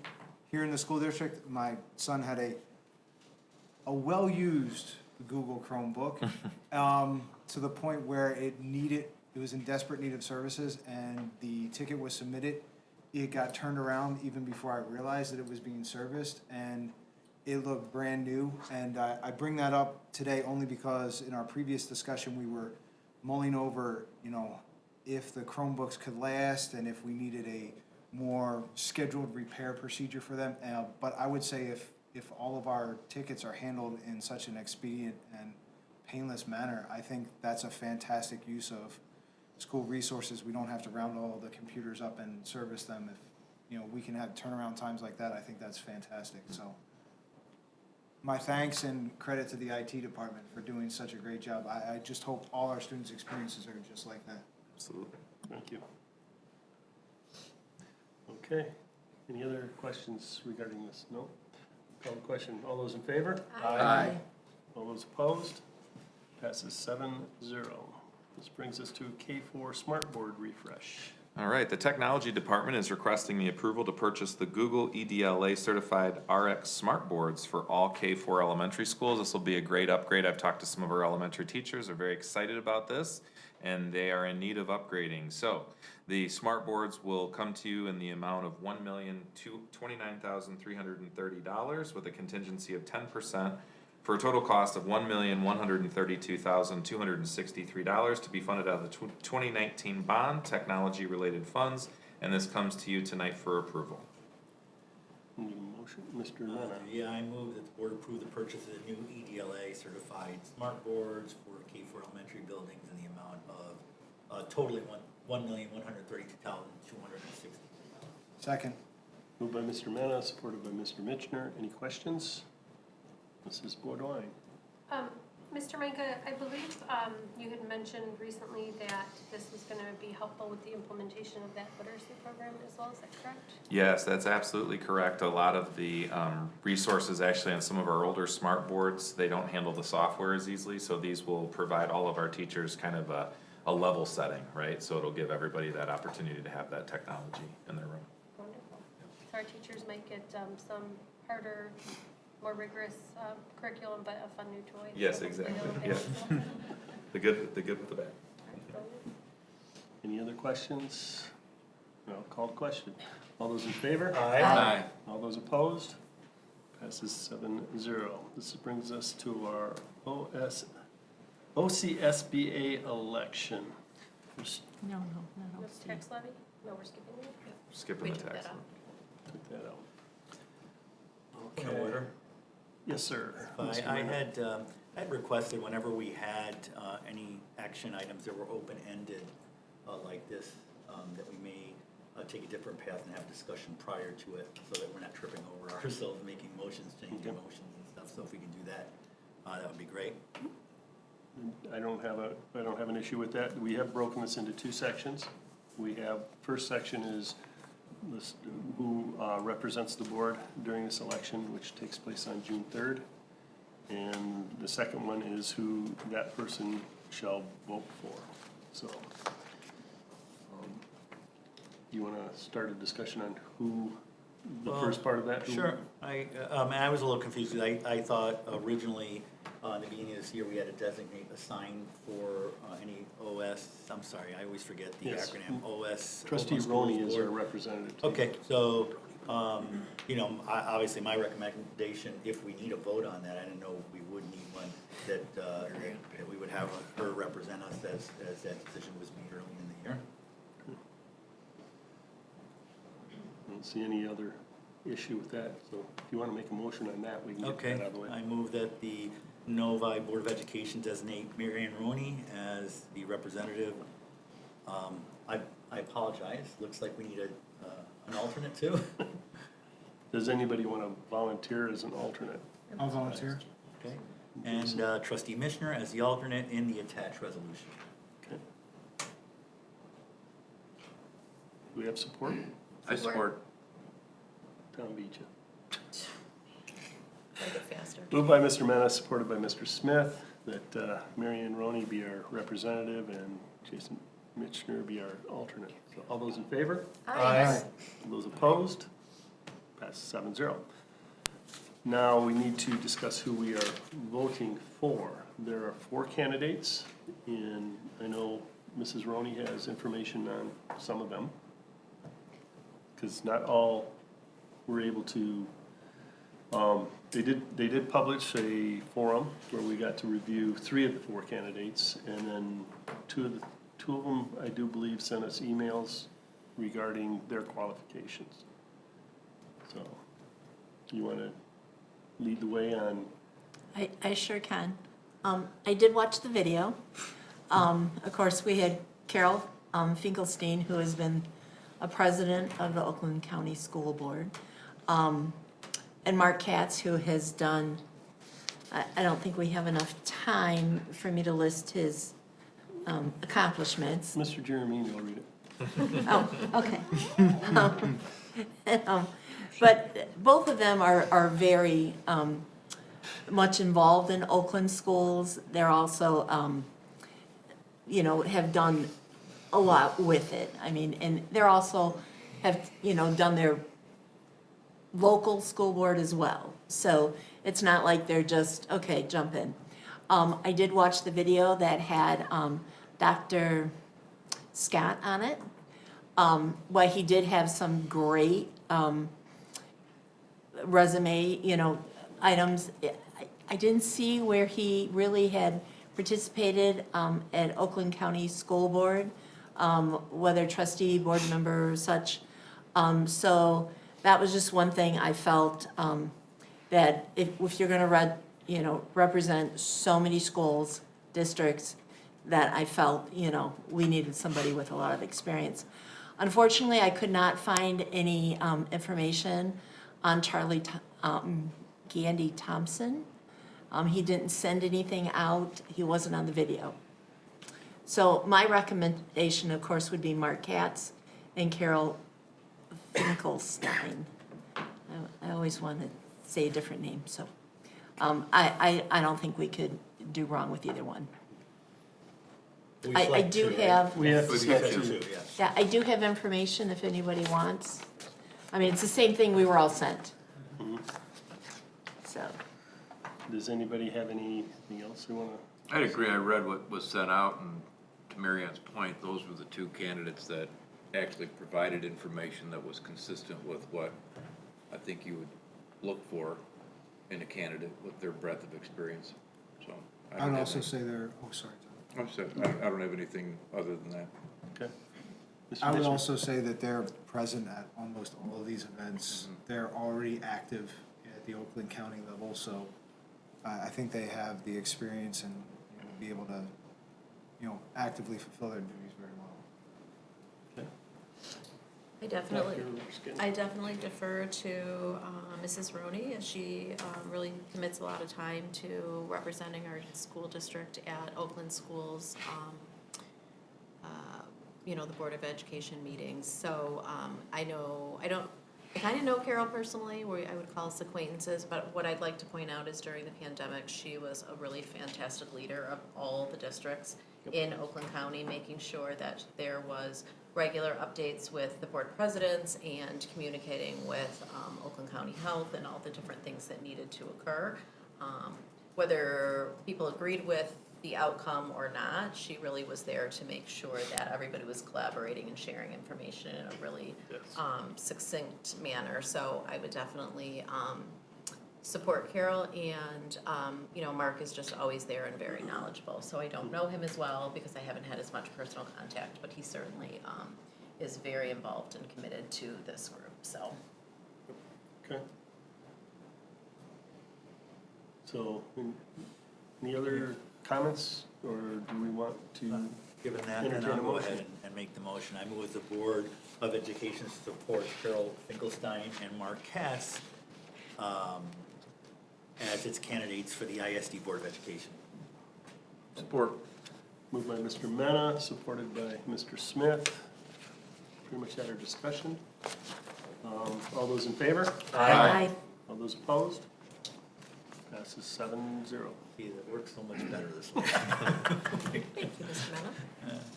Okay, that brings us to our Oakland Schools budget resolution. Mr. Micah. The last board meeting, you heard a brief update about the Oakland Schools Intermediate School District budget for 24-25. The interesting thing about the way that Oakland Schools provides its documentation is that you'll actually need to make a recommendation for either approval or disapproval and then have a vote on that. So there's two separate resolutions. You do not have to obviously do both since they are opposite. So if there's a motion to support the ISD budget, then you would take recommendation 1 and move forward. This is one of those things that we can pass and it doesn't matter, we can fail and it doesn't matter. So, Okay, great. okay, I move that the Board of Education adopts the attached resolution supporting the ISD budget. Support. moved by Dr. Ruskin, supported by Mrs. Roney. Like I said, doesn't matter one way or the other, so. Would Ms. you mind Beaudoin. just saying a little bit more about why that might be for anyone who maybe is not familiar with that? We are required by law to vote on this, but it passes no matter what because we're only a very small portion of it. And So this is the budget, and we can either say it looks great or we don't like it. And Yep. that's essentially, we're just offering our opinion Yes. at this point? Yes. Very well, thank you so much. I just wanted to make sure anyone following along from home might know what we're talking about.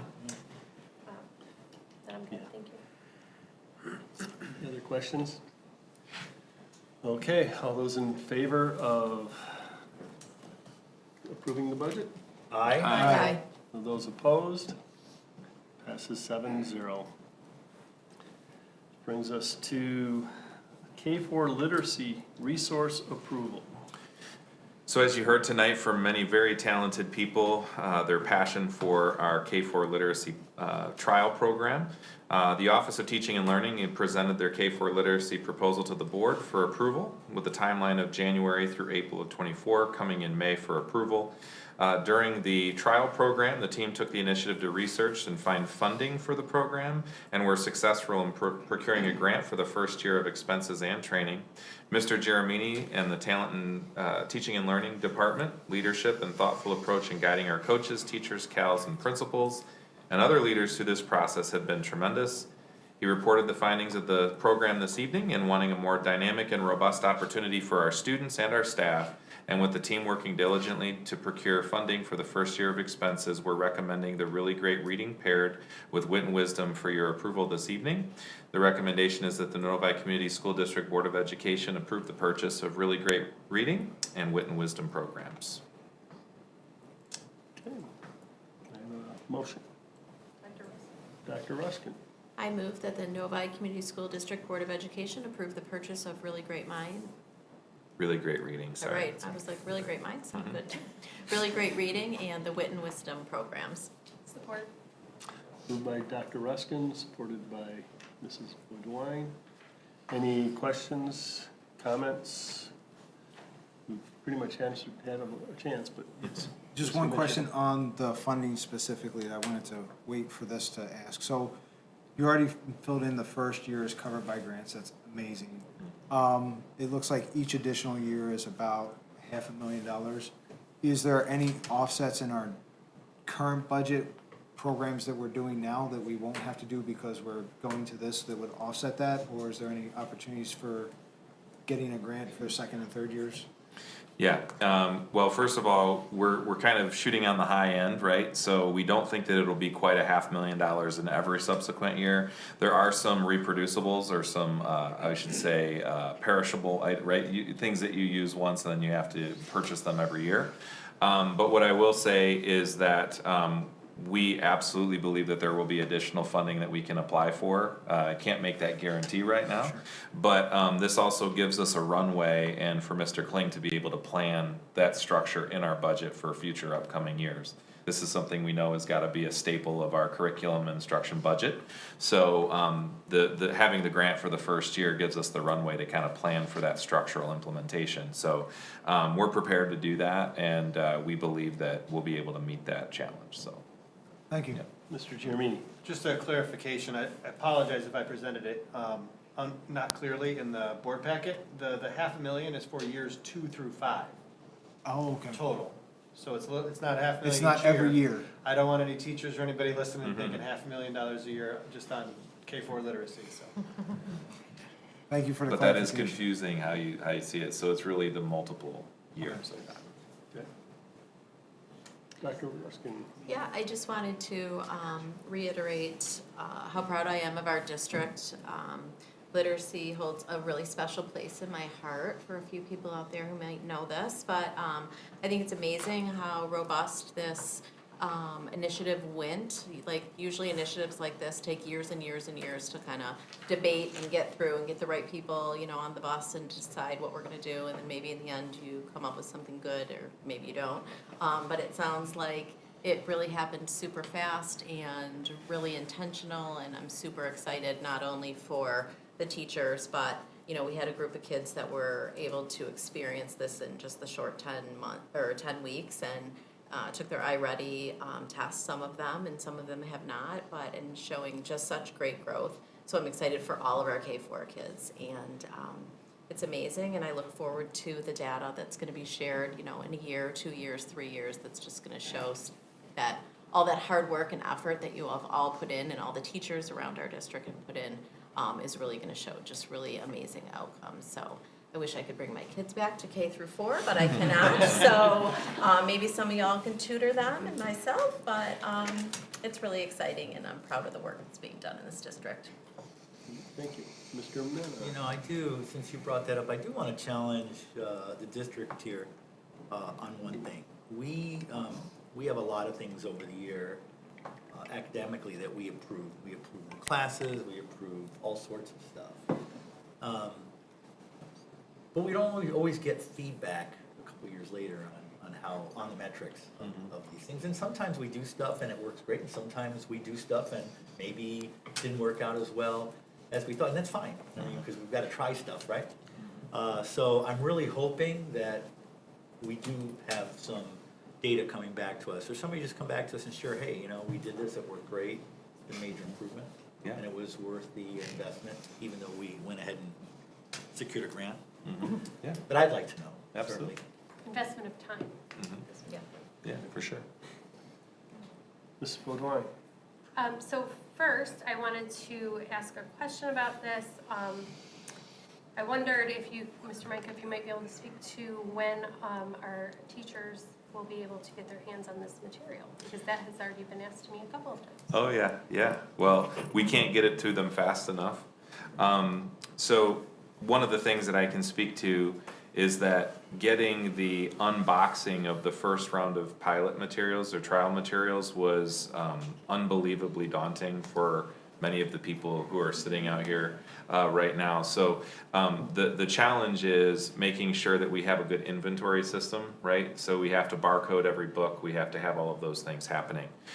So our goal right now is to really focus on wit and wisdom, because that is gonna be the more robust kind of grouping of books and materials. And so we're gonna focus on wit and wisdom first, and trying to get all of our teachers, the teachers' guides, and getting those in their hands before they leave. That's our goal. The student resources and material is gonna be a project over the summer to barcode all of those things. What I will say is, in addition to that, the teaching and learning department has already announced training dates, and we already have a large number of our teachers over the summer who have committed to coming to that, and they're gonna get training on the programs, get the things in their hands, answer a lot of their questions. So that'll be happening, and those dates have already been announced. So they'll have training over the summer, and they'll be able to get, at least starting with wit and wisdom, hands on those teacher guides pretty quickly. Fantastic. And I think that sounds just wonderful, and I know that a lot of our teachers are curious and excited and maybe a tiny bit nervous and excited to know what's coming. So I really like that we're gonna give them some time to digest it over the summer. And again, just how exciting that everyone is wanting to at least come in, even though it's their days off. So, Exactly. it's just a lot of enthusiasm there for sure. And then, oh my gosh, I think I forgot my other point, so I will come back to it if I think of it here, but, oh, I remember what else I wanted to say. Sorry, I'm like a real cheerleader this evening, so I'm not sure, it's just been a really wonderful, very exciting meeting for me. What I was thinking about earlier, when all of you were speaking to us about this program and your efforts, and just seeing the enthusiasm from all of you has got me very excited. So I just wanted to remind everyone here that we are, last I heard, still #1 in the state of Michigan. And there are a lot of districts that would be very happy with that. And what I have seen from our leadership here and our teachers and our students, just everybody, is that's just not really even quite enough for us. We want to get better. And I love that we compare ourselves to ourselves and we try to do a better job, at things we are excelling at already. So thank you all for your dedication and your enthusiasm for your work. It is just remarkable to witness, so thank you. Thank you. Mrs. Roney? I'm just so excited by this. I have a grandson who's in kindergarten. So he's gonna blow my children out of the water by the time he graduates, because, he's gonna have this program. So I thank you all. I thank you, Mike, and all of you, and I hope your summer's not too rough. So. They'll read it by the pool. It'll be fine. Okay. Quick question I forgot to ask in the beginning. This will be used in Wildcat launch also, and we hope that be able to wrangle the kids well enough. Yes. Yeah, I'll let Mr. Germany address that. Yeah, there are resources that are related but different that we're using in Wildcat Launch as well. I grew up in a farming community, so. Okay, all those in favor? Aye. All those opposed? Passes 7-0. Let's get that information here. This brings us to National Economics Challenge Trip of May 31st to June 3rd, 2024. Ms. Colleen Smith is a teacher at Novi High School, and she's requesting that 4 students from the National Economics Challenge travel to New York City to compete in the National Economics Challenge Finals. This is the first time we've had students qualify for this event. And so we are requesting that they be able to attend. Darcy Moss will be accompanying Ms. Smith on the trip, and this comes for your approval this evening for the trip that will take place May 31st through June 3rd. Do we have a motion? Mrs. Roney. That the Novi Community School Board of Education approve the National Economics Challenge trip to New York City, New York, from May 31st, 2024 through June 3rd, 2024. Support. Rock, paper, scissors? Mrs. Bowden. It's the tiebreaker. Give it to Mrs. Beaudoin. So moved by Mrs. Roney, supported by Mrs. Beaudoin. Do we have any questions or comments? I will say something. I did do a little research on this. This is the third time, there's two divisions in this. This is the third time in 10 years that Novi has won the state championship in this. That's awesome. Okay? And only 6 teams qualify to go to nationals. So that kind of explains why we haven't gotten there before, but we are there. So it's quite an honor for these kids to make it that far. The other thing is there is no cost to the district. The national and state groups that put on this challenge are supporting the kids on that, so. That's great. So with that, I'll call a question. All those in favor? Aye. All those opposed? Passes 7-0.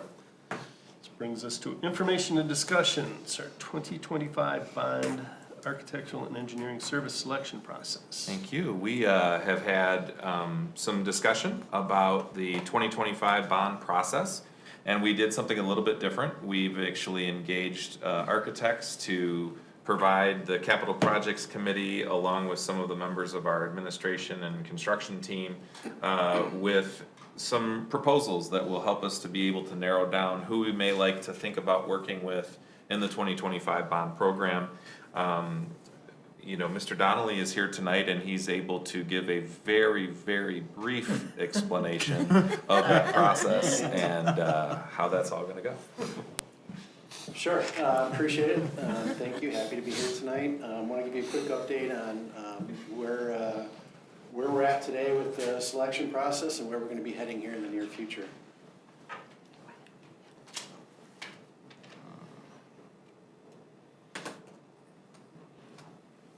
Thank you,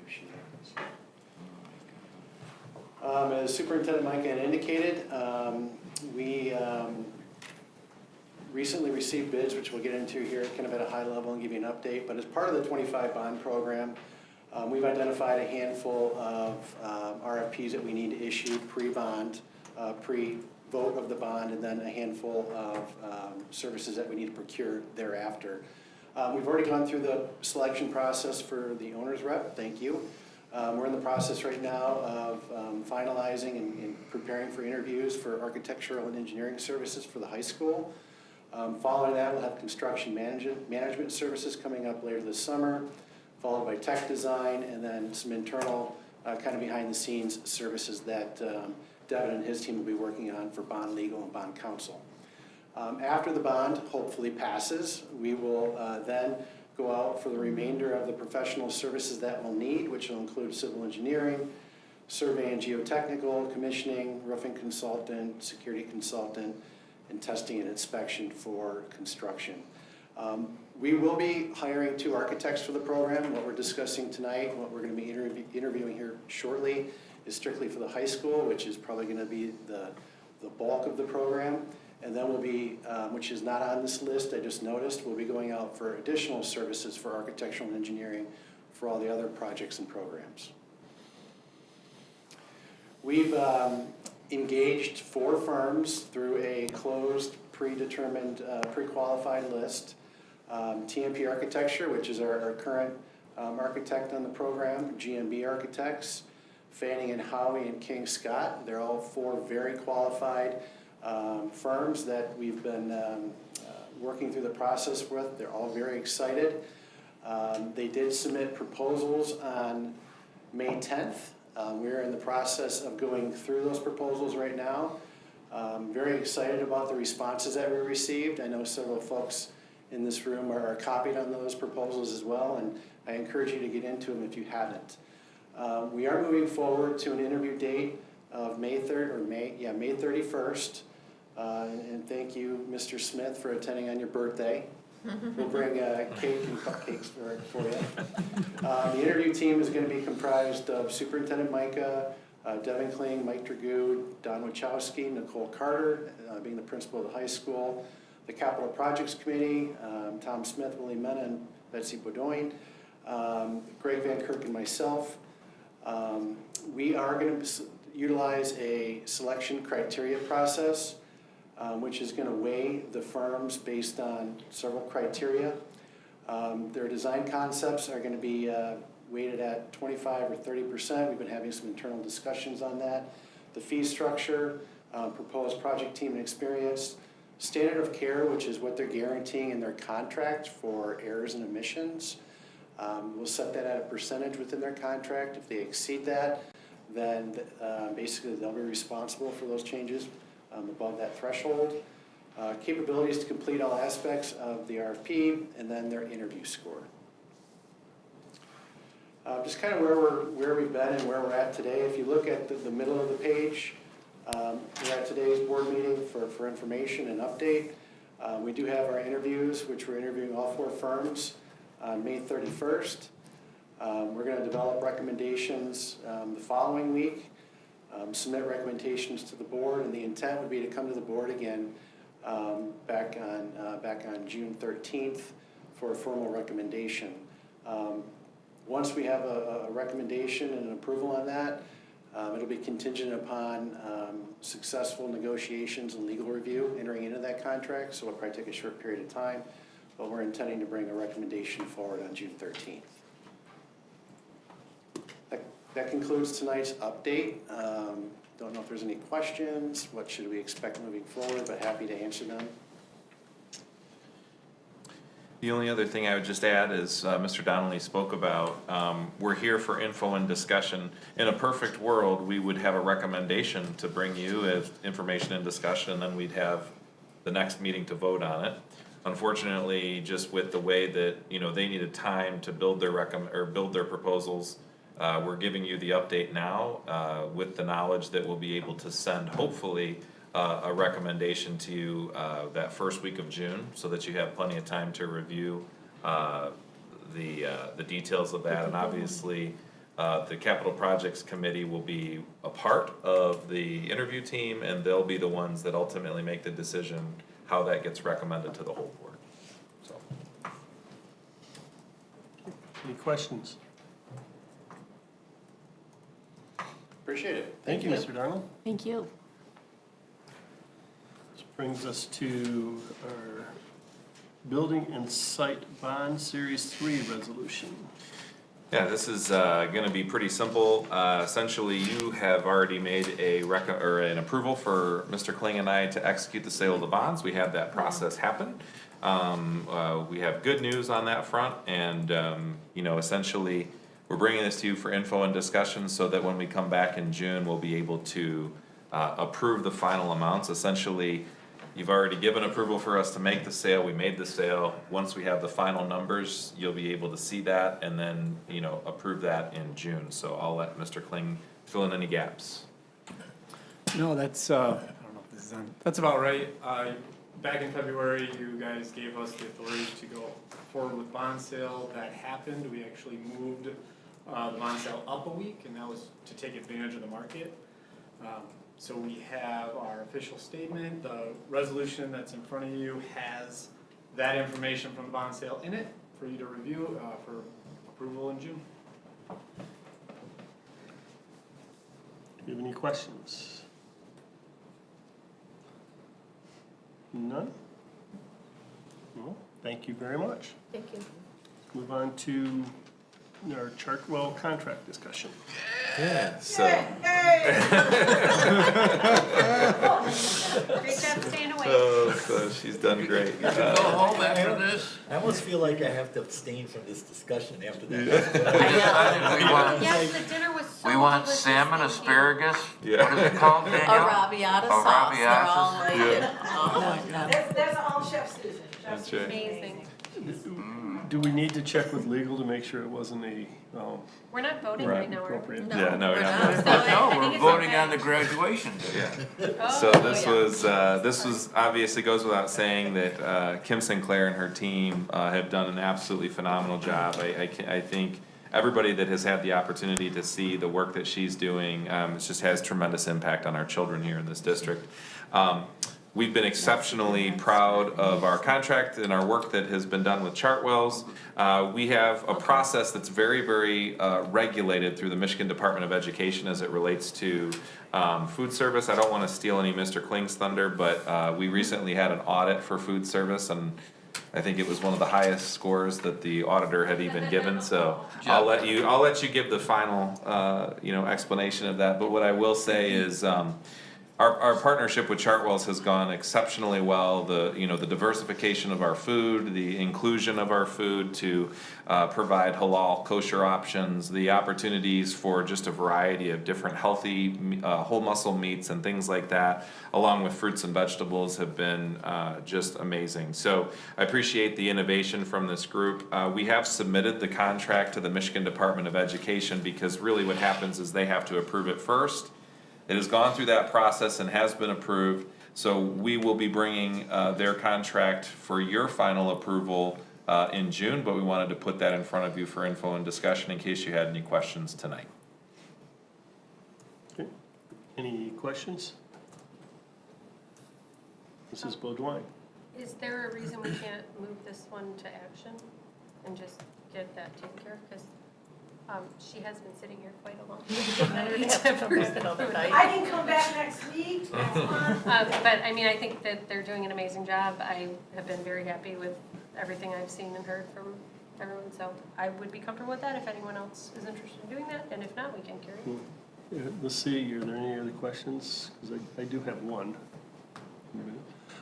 In the past, we've had a guarantee return in a lot of the contracts we've had. We don't have one in this contract. Is there a reason for that, or?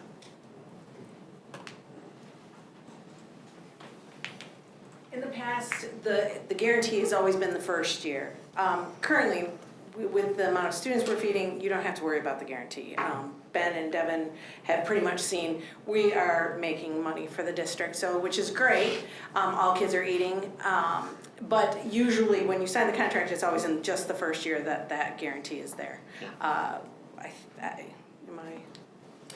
Well, to piggyback off that comment, we're actually in the process, or we're in the position where we have to spend down fund balance based on the rules from MDE. So every year we have a problem just to reinvest into the food service program.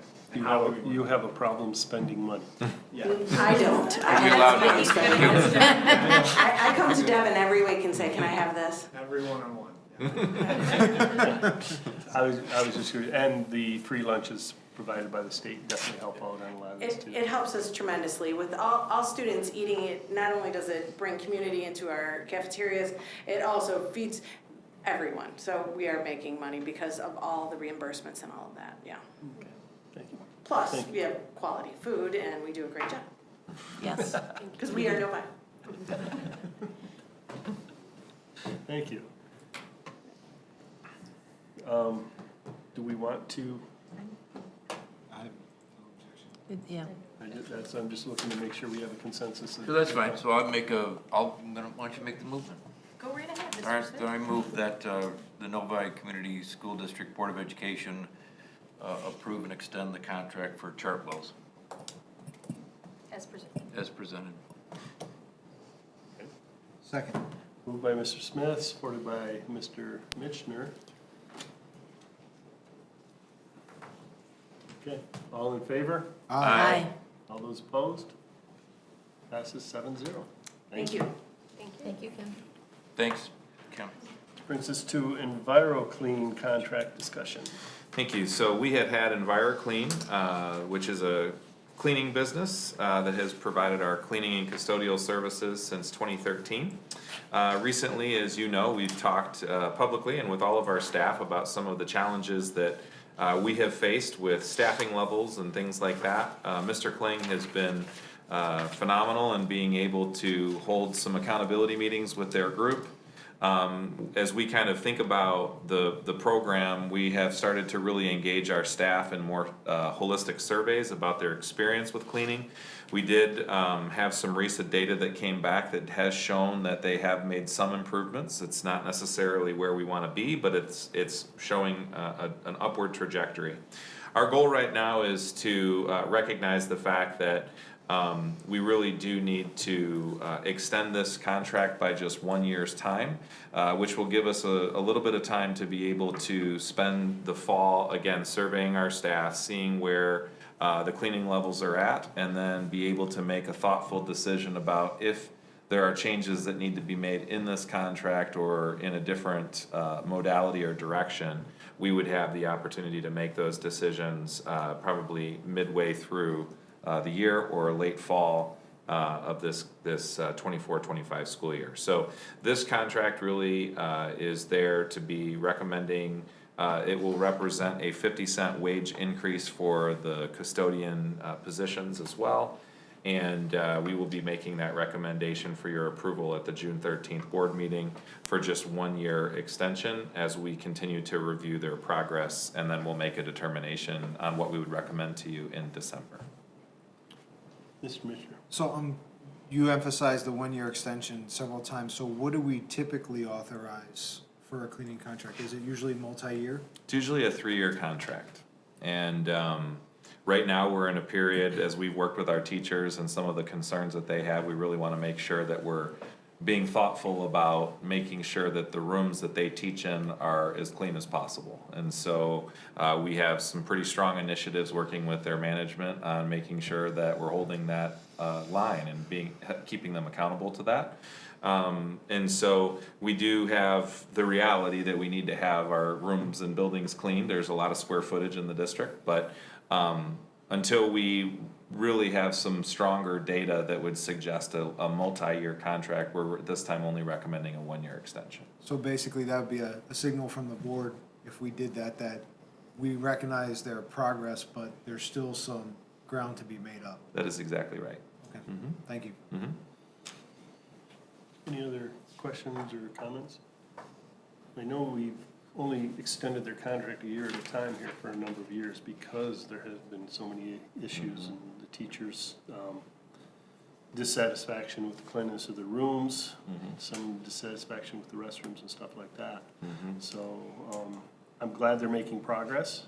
But the other thing is, I think they started out around about 1 million square feet. Now they're almost, 1.7 million square feet they're cleaning. So we're adding square footage for them all the time too. So yep, makes that a challenge for them. So no doubt. Okay. Can I add one? Yes, Ms. Bedwine. I know that we have experienced some challenges with EnviroClean, but I did hear from some of the PTO people at Orchard Hills that the gentleman there, whose name I apologize I have forgotten, is doing an outstanding job, not only at maintaining their spaces, but also the students are just enamored with this gentleman, and he's just been a delightful addition to that building. So while we have some struggles, I just wanted to also say that was kind of cool to hear.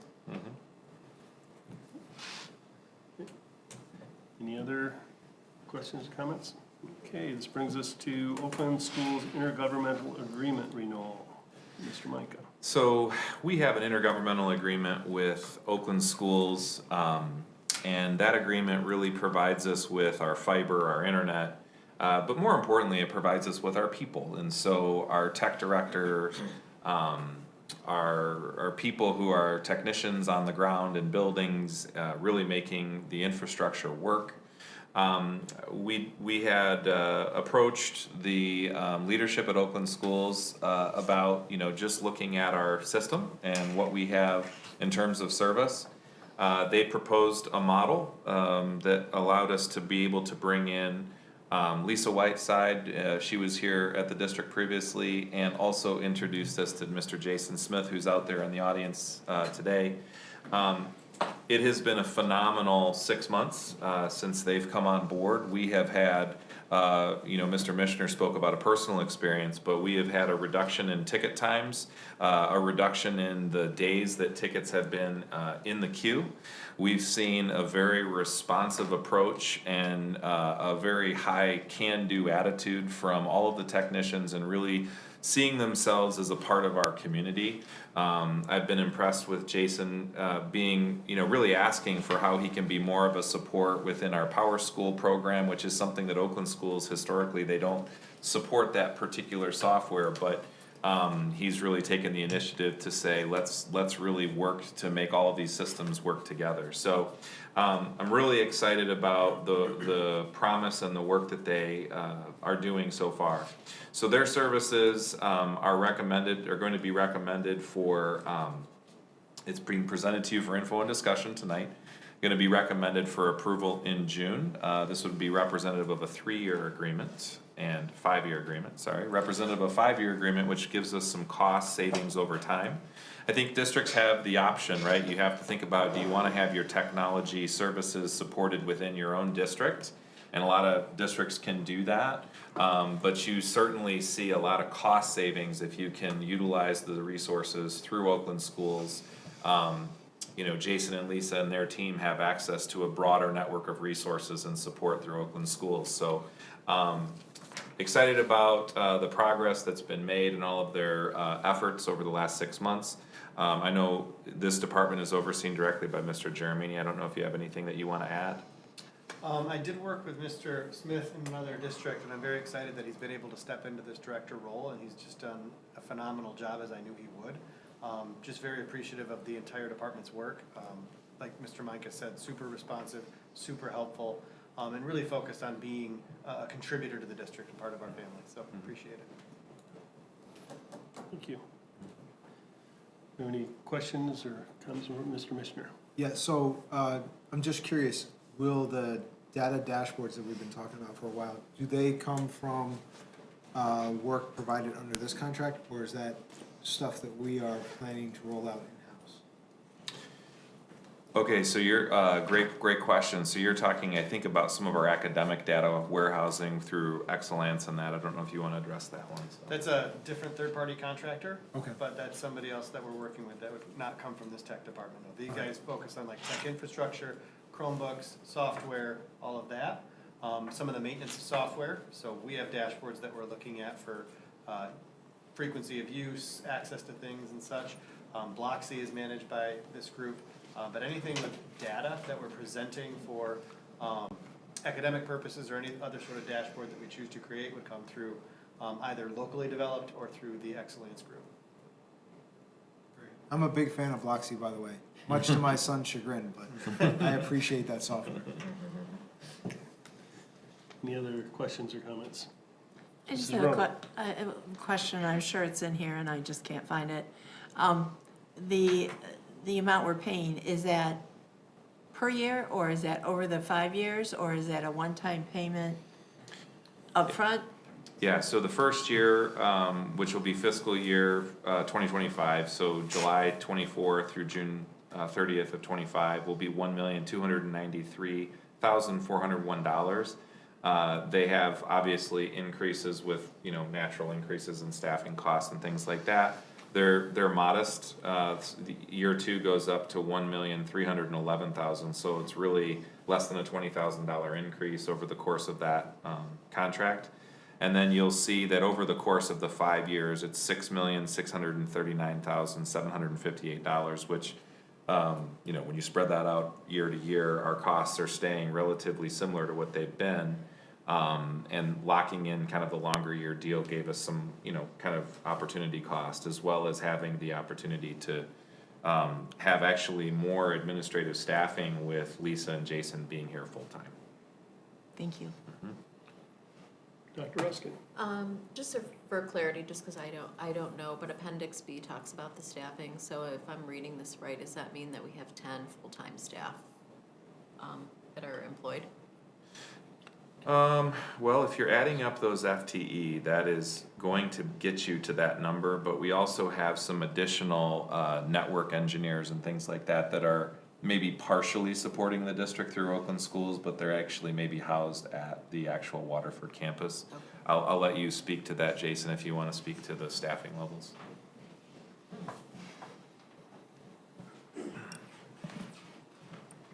So yeah, the techs that are on the ground would be 10 techs altogether. We have a service called Network as a Service, and those are our network administrators who service Novi and a couple other districts as well.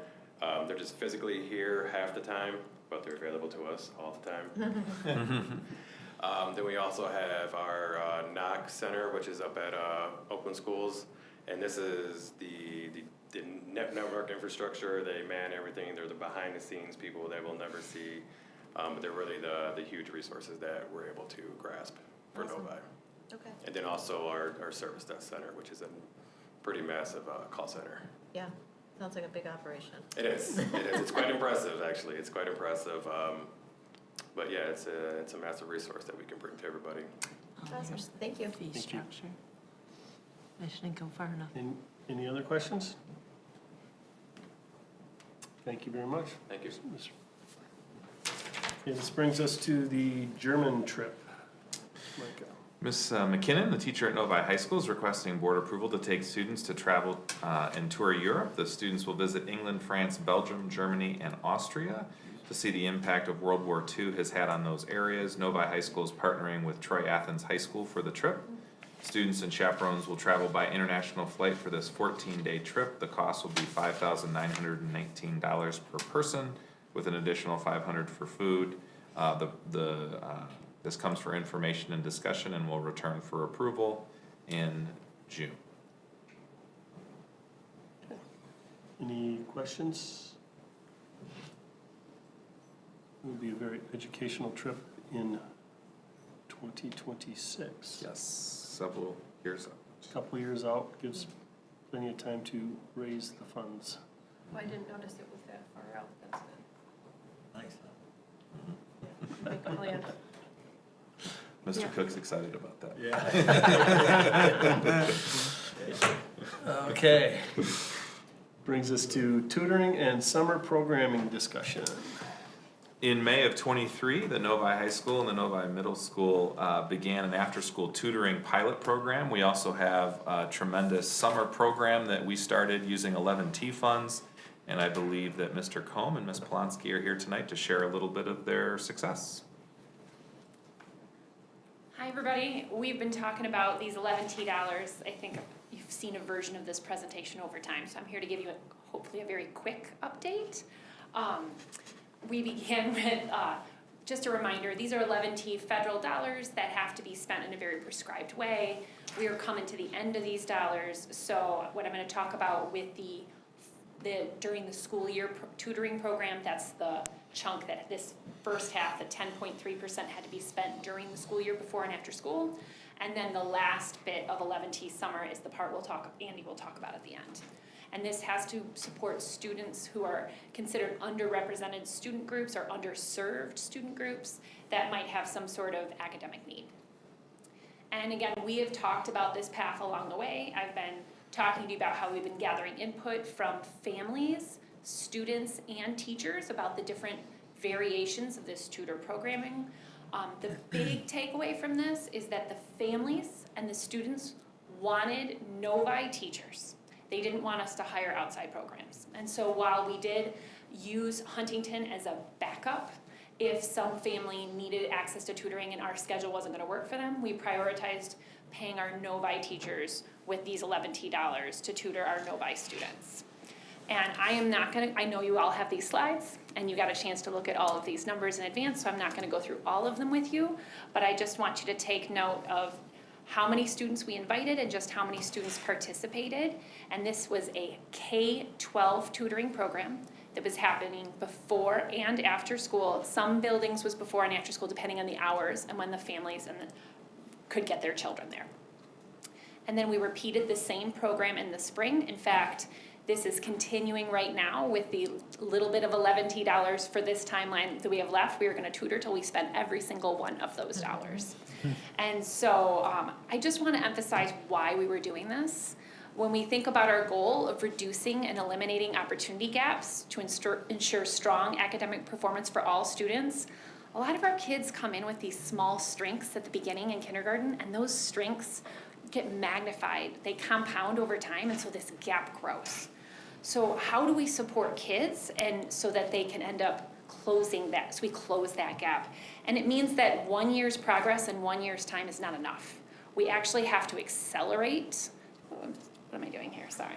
We actually have to accelerate, and the question is, how do we accelerate that? And this high dosage tutoring is a documented way to help kids move quickly.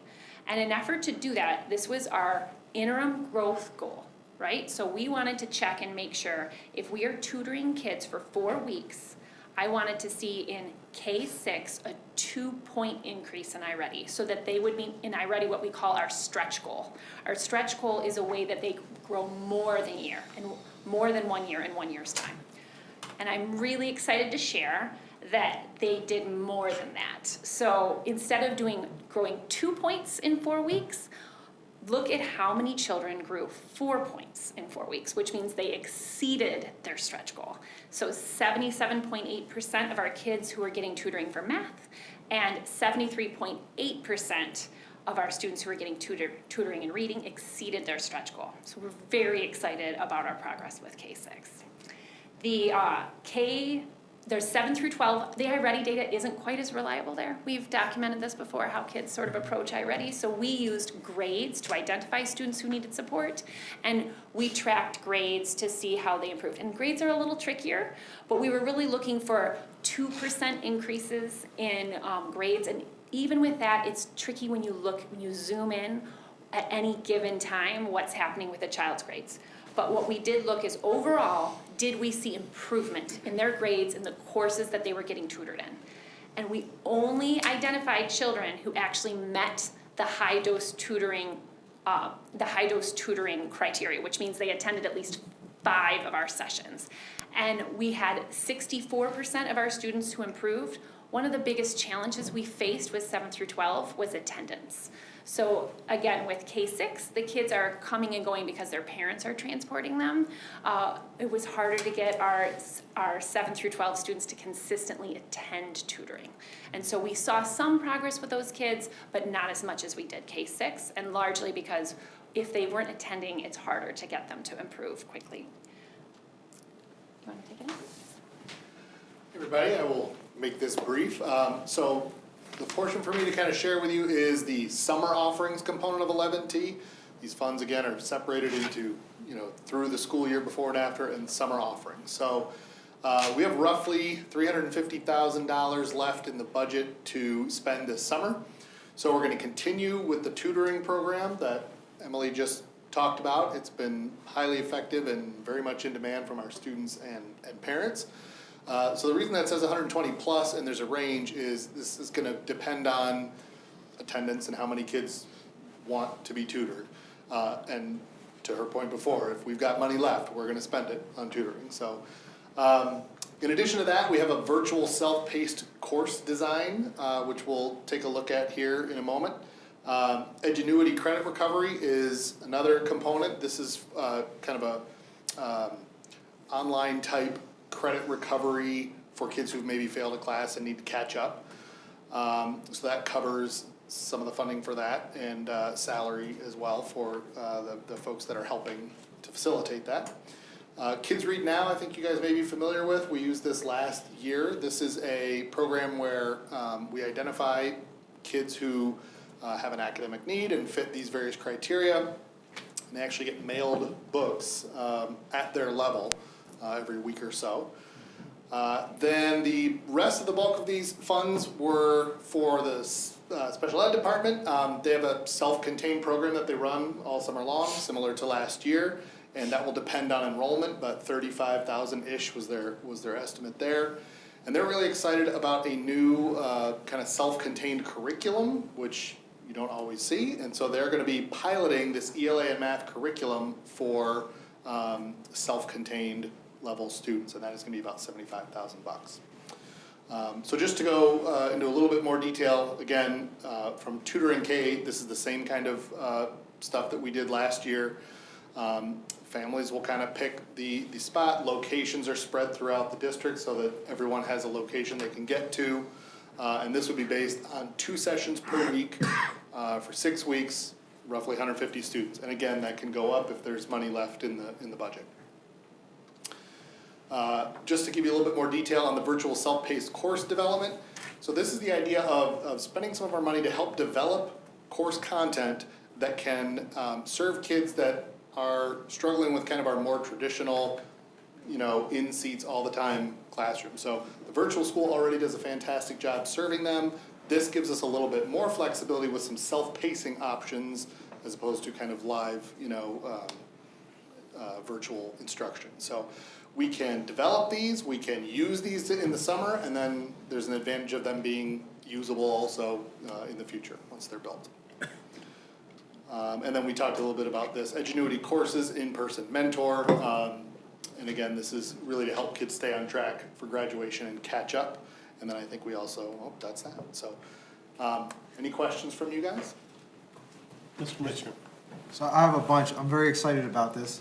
But I'm curious, first off, just to kind of level set me, what is a point in iReady? I'm familiar with iReady scores, and they're usually in the hundreds, so. Yeah, it's exactly to go How from does- 100 to 101, that's a point. Okay, so that's what you're talking about? Yes, that is a point. And how does that compare to like their peers that aren't in tutoring? Like, what's the normal progression in the same amount of time? So we have, and that's how I actually got those numbers. So if it's not a precise exact piece because every grade's a little bit different, but there's expectations for how many points a student would grow over a school year to get to that 1 year's time. But then I went in there and they have a stretch goal, which is that larger goal to get more than 1 year's progress. So what I did was I took the stretch goal, I divided out amongst the year and said how many points would we have to go up per week to get to that stretch goal. And that's how I got that number. So, to kind of put that in context, your stretch goal was 2 points. And 2 points in 4 weeks. 2 points in 4 weeks, and they doubled your stretch goal. So if you projected that out and they maintained that progress, they would have doubled even the stretch goal that we had for an entire year. So that would be pretty tremendous progress. Could you, at some point in time, provide us with like what the projection, like give like just a sample case study, student starts here, this is your projected stretch goal in like absolute terms, and then this is where a student would be if they were hitting that 4 points every week target? I would be able to do that with some limitations. Sure. So I'm happy to give you a case study, but just know that different grade levels matter. And then it also tutoring is not the only factor that might have influenced that child's growth. And then I did notice that for some reason there was a higher acceptance rate in the K through 6, just in general getting into tutoring, and that was consistent. Yeah. Do you have any feel, either of you, for why that might be? Yeah, I've had a number of conversations with the kids. So when we talk about, some of the kids don't think they need the tutoring. Some of the kids, it conflicts with their sports. Some of the kids, it's a transportation issue. And unfortunately, we didn't have the ability, we don't have enough buses to add a late bus. But the biggest issue was we could get them there. Even the teachers were making extra phone calls to the families. We could get them there to tutor one time. It was getting them to come back consistently, and the biggest challenge is they would see a little bit of progress and they would say, I'm good. And so helping them to see it's this sustained regular tutoring. So that's actually part of why we're trying to consider different options for summer for our 9 through 12 kids in particular. We need them to see the direct connection between what they're doing and getting to graduation. And so we're using the Edgenuity credit recovery for those kids. Like, we're gonna help you make up a whole class. They can see that direct line. And then also these virtual self-paced courses will allow a kid who's had interrupted schooling in the spring, they need to finish a class. Instead of having to retake an entire class in Edgenuity, they could pick it up and finish it off that way. Okay, so it's not necessarily a correlation with regular school attendance, it's just tutoring specifically? Yes, I did not run the data of their classroom attendance, though we generally see students who don't attend school regularly also struggle with their grades. But if we look specifically at a child who improved with tutoring or didn't improve with tutoring, if they attended more days of tutoring, their grades went up. And then I was curious in general, if I read it right, it looks like tutoring plus credit recovery is the main bulk of what we're talking about when we say tutoring. So, and that's about 140K. Is that, when we run out of funding, is that something that we could sustain as a district? Because the results seem very promising. So we will run out of funding because we have to spend every dollar this summer, or if we don't spend it by September, it goes away. And so we actually, for next year, secured the 23G grant to help us with after-school tutoring. For next year, it's not as much money, but it's a start, and NEF has also reached out with some interest in helping support this. So we'll continue to look for opportunities to increase access to tutoring. And then my last question is, staff, teacher satisfaction. Are they in general pretty enthusiastic about having this extra opportunity to earn extra income in district and not have to go get like extra jobs? That's actually what I think our real success, when I talk to our counterparts in other districts who couldn't get an in-district tutoring program up and running, it was the way the way they were paying their tutors. They weren't paying them in a way that was competitive with what those same teachers could get tutoring elsewhere, and then they ended up paying the outside companies more than they would have paid their in-district tutors.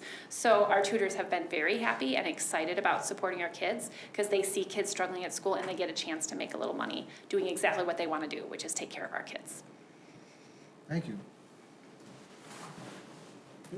Any other questions? Thank you very much, and I hope we can continue this with other funding and keep it going, so. Thanks for staying, Andy. This brings us to committee reports. Mrs. Roney, Finance Committee of the Whole, we just had this afternoon. Yep, right before this, and we talked about the let's see, the L 4029.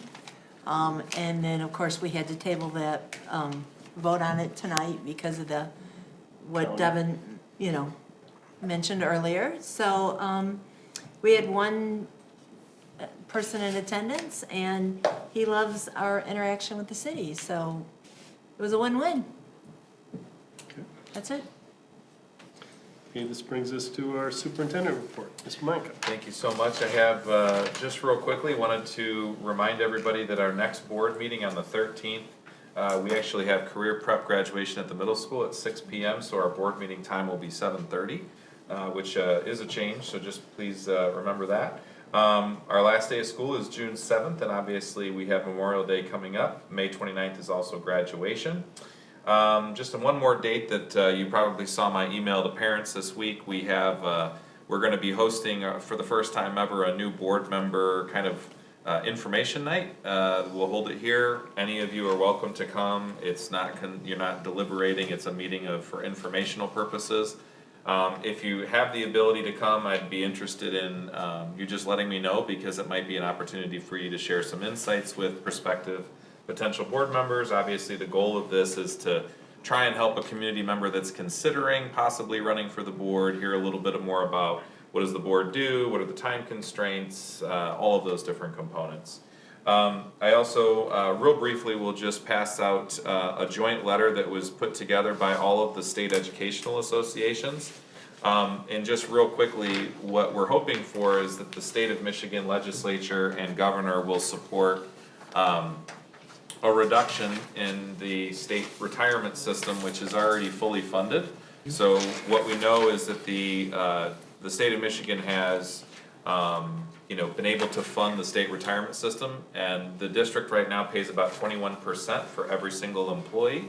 What we're recommending is that they still fully fund the retirement system but not overfund it, in which case they would return some of those funds back to the district, or at least not charge the district the full 21% and overfund the accounts anymore, which would mean roughly us seeing about a 7% reduction in the payments that we make for our employees, which is a substantial savings in our expenditures. So this is good for students across the state of Michigan. It's obviously good for us as well. So having the teachers and all of the superintendents and principals and everybody signing off on a joint letter like this is powerful. So I encourage you to share it with your legislators, and we're working with them on a regular basis. Also want to thank those of you that were able to make it to the State of the District event. Highly attended, over 700 people came. I appreciate Miss Holly and her work in organizing that. And the last thing I'll say, had a great meeting at Orchard Hills this past week. Mr. Jeremini and I had the opportunity to attend with Trustee Bodwine, and a lot of kudos to the OH team for really thinking about how they can think about their school and really make some strides towards continuous improvement. Ms. Danforth did a fantastic job presenting to the parents, and I'm excited to see what that school is able to put together to really put themselves into a great state of improvement. So appreciate all of your support tonight. It is an honor to work here with these great people and all of you, and thank you again for your continued support and extending me tonight. I appreciate each and every one of you, and I appreciate you staying late tonight. I know it was a long meeting. Thank you. Thank you. Administrative reports. Mr. Jeremini, you've hogged the meeting, so Mr. Kling. I thought for sure you were gonna go there. I wish Kim would have stuck around, but two of my board reports are about the food service department. Charles has done a great job. Kim is amazing to work for. She's always got ideas. And, it really is fun to work with. It's a great partnership. As Mr. Micah commented earlier about the MDE audit, passed with flying colors. It was scheduled for last week between Tuesday and Thursday. They were out a day early because we were organized and ready for it. And at the time, I had a conversation with the auditor before they left. They said they had no audit findings, and we were the first school that she had audited this year with no audit findings. So nice. It was great. It was a great experience. Kim and her team did a great job. Yesterday, I was at the middle school for the Global Eats event. They had the Taste of Korea. The kids loved it. Kim was excited. Chef Susan was there. She was excited. If I had $1 for every time Kim said, "This is my jam," I wouldn't work here anymore. No, she just loves it. She has a passion for it, and the kids loved it too. They were asking questions. They wanted to know more about the food, and it was something. It's not something she has to do. She just likes doing it, and this is one of many events that she does. Preliminary audits next week, Monday and Tuesday. Yo and Yo will be in here collecting information for the final audit. Our books don't close until June 30th, so this is just a preliminary audit on their end. And then lastly, I wanted to give an update on the property casualty RFP. We had our last bid come in last week, so we're going to analyze them, and I'll have a recommendation for you next month. Thank you. Thanks, Deb. Tell me that was quick. Don't look at me. Mr. Jeremini. Thank you, Mr. Cook. Very busy time end of the year as we reach these deadlines. There's lots of things to wrap up and finish. Our students and our staff are busy finishing up MSTEP and iReady testing. There's a lot that goes into that. I appreciate all their hard work in that regard. And our administrators and our coaches are busy wrapping up feedback and evaluation cycles in our new 5D instructional framework this year. So going through that for the first time, really getting our feet wet and figuring out how to do it well. I'm very proud of the work that everybody's done, as well as the Talent Management and Development Department supporting our administrators in doing that well. So good end of the year. Thank you. Brief enough. Well, he also got cut from the agenda too, so. Yeah, that's true. Okay, this brings us to board communication. Does anybody have anything interesting or exciting that they've done?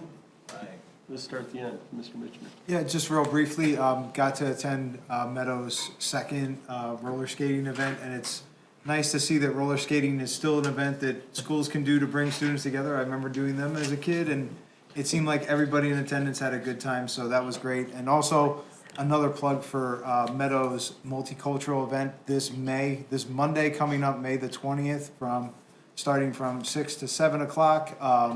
It is their first ever, so hopefully you will come out and get to enjoy all the diversity that the Meadows students and parents have to offer. So it should be a really great event. Thank you. Mr. Menna? Yeah, I got to work again this year with both the Novi High School track team and the Novi Middle School track team.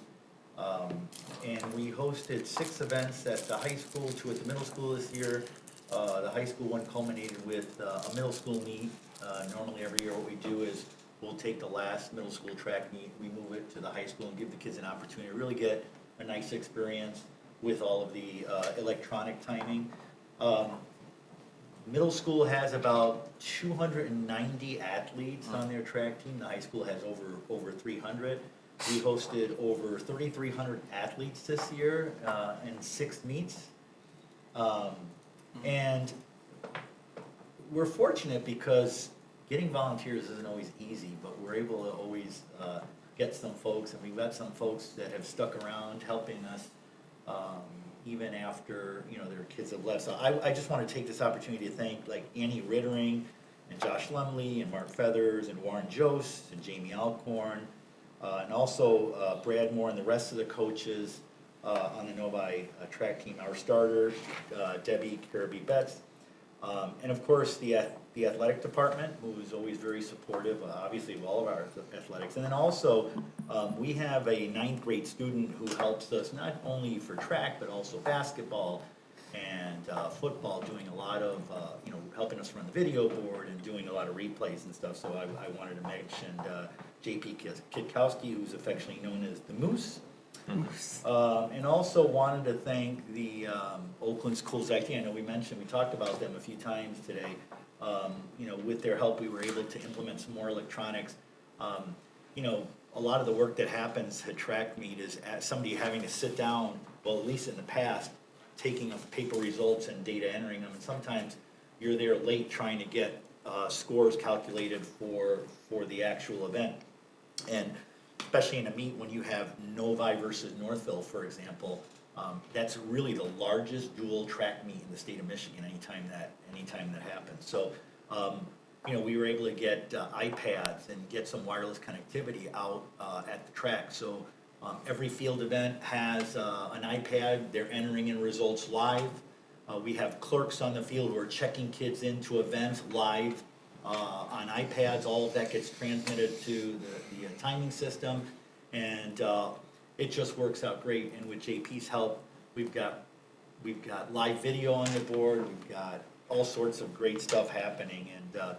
And the reason I mention that is because the KLA is now asking us to host track meets every other year, the league meet every other year at our place. So that's pretty cool stuff. Thank you. I really appreciate JP. He's helped me out quite a bit. Yeah. Lighten my workload sometimes. Anybody else? God bless you. I, along with others, went to the local scholarship breakfast. It's always great to see our kiddos who apply for locals take the time to submit applications for local scholarships, and you get to, you know, see kids and kids maybe that you haven't met throughout their careers here in Novi, and see where they're going, what their futures hold. So that was great. And then I also wanted to thank the district for inviting the board for those who were able to attend to the State of the City. So that was really a great opportunity. It's good, as Mrs. Roney pointed out from the Financial Committee report, that we had a audience member who does really, really appreciate the community partnership, that collaboration, and I know that Mr. Micah and many board members work very closely to nurture that collaboration, so we can continue to be the best community school district, with the word community being emphasis. So it was great to go to that event and just show our support for our volunteers in the city. That's it. And the State of the City. We had, The State of the District, you mean? no, that morning we had the State of the City that most of us attended. That's what I just said. You That's just where I said- was. thought you were talking State of the District, okay. No, Must be too late for you. didn't go to that. Might be a little bit late for me. I was Okay. dumb. Late. Mrs. Baudouin. As Mr. Minka mentioned, I had the opportunity to attend the meeting at Orchard Hills. And I just wanted to express my gratitude to Joy, Allison, Claudia, and the rest of their team there, as well as our teachers, PTO members, and the families and few students that attended. As I was talking about earlier, and I think this is kind of part of what has really struck me and got me feeling so very proud tonight, it would be very easy for a school that is doing as well as Orchard Hills is to say, this is good, we are happy with this. And what I'm seeing from them is that they want to do a little bit more. And I love seeing everybody challenging themselves to try to be the best they can. It's not always easy, and I know that building has had a lot of turnover, and so I'm excited for them to see where this new direction is going to take them. And it was just wonderful for me to see so many of them so excited about this. So thank you to everybody for your efforts. Thank you. Any other? Mrs. Roney? I'll make it brief. Last night I went to the 2024 senior recognition ceremony, I believe it's special education. We had 4 people that, actually 3 people, 1 girl, 2 scholarships. And the cool thing about this is these kids do not know they're getting the scholarship. So it's like, you know, you get tears and like, oh, you know, it's exciting because they have no clue. You know, they're just invited to come and, you know, so that was really refreshing. I really liked it, and I did talk to, I think it was Matt Dinkelman. I said, you know, it would be great if you could invite the rest of the board. I went because my husband's on Rotary and they gave out scholarships. So that's how I did. Also, last thing is OCSBA gives out a gift. They gave, you know, I talked about the dinner meeting we had at the OSTC Campus Northeast. They had dinner, we toured the robotics and hair cutting and all that stuff. And so they give them a pizza party, and they got a commercial immersion blender and whisk, and they were just very excited about this. So I don't know if you guys all got it or if I only got one. Did we all get it? I think we did. I got it. No, you should have stopped me then. But anyways, I thought that was really cool, that we actually give back to, you know, it. So I think that's it. If not, I'll catch you guys on the 13th. Okay. I attended the choir concert earlier this week. It was interesting. Couldn't find any parking spots around back because of a track meet going on and a baseball game going on and drop off for lacrosse games and practices. But got to get in and watch the choirs perform. The unique thing about this year, there were 41 seniors that spent their first year singing choirs virtually. Wow. And they stuck it out through the end. So, all 5 groups did wonderful. 5, yes. You gotta double check. Yeah, all 5 groups did wonderful. And they all sang every tune a cappella. Oh, And wow. Ms. Schurig got to leave the stage quite often and just let them go. So it's a credit to her teaching and, you know, the kids taking the bull by the horns and doing this. You know. So, with that, Mr. Commissioner. If I may, you may remember that the Meadows had their orchestra concert, and I just want to say shout out to Ms. Reyes. I don't know how she does it. She literally runs 2 completely separate concerts simultaneously. She sets the 5th grade up and the 6th grade up in the gym and performs one piece over here, walks over, performs another piece, and goes back and forth all night long. All the kids in both orchestras fully at attention, ready to go in between pieces. No one was fidgeting, no one was getting up and down. I don't know how she has that much command over that many students at that age playing stringed instruments, but the music was amazing. The orchestration of the orchestras was phenomenal. So I just felt like that needed to be mentioned. Okay, thank you. Okay, any other comments the celebration of the board would like to mention, or? I celebrate us getting through this meeting. I would like to make a motion to adjourn. Second. It was actually moved by Dr. Ruskin, supported by Mrs. Minnie. Bodwine. Oh. All those in favor? Aye. Those opposed?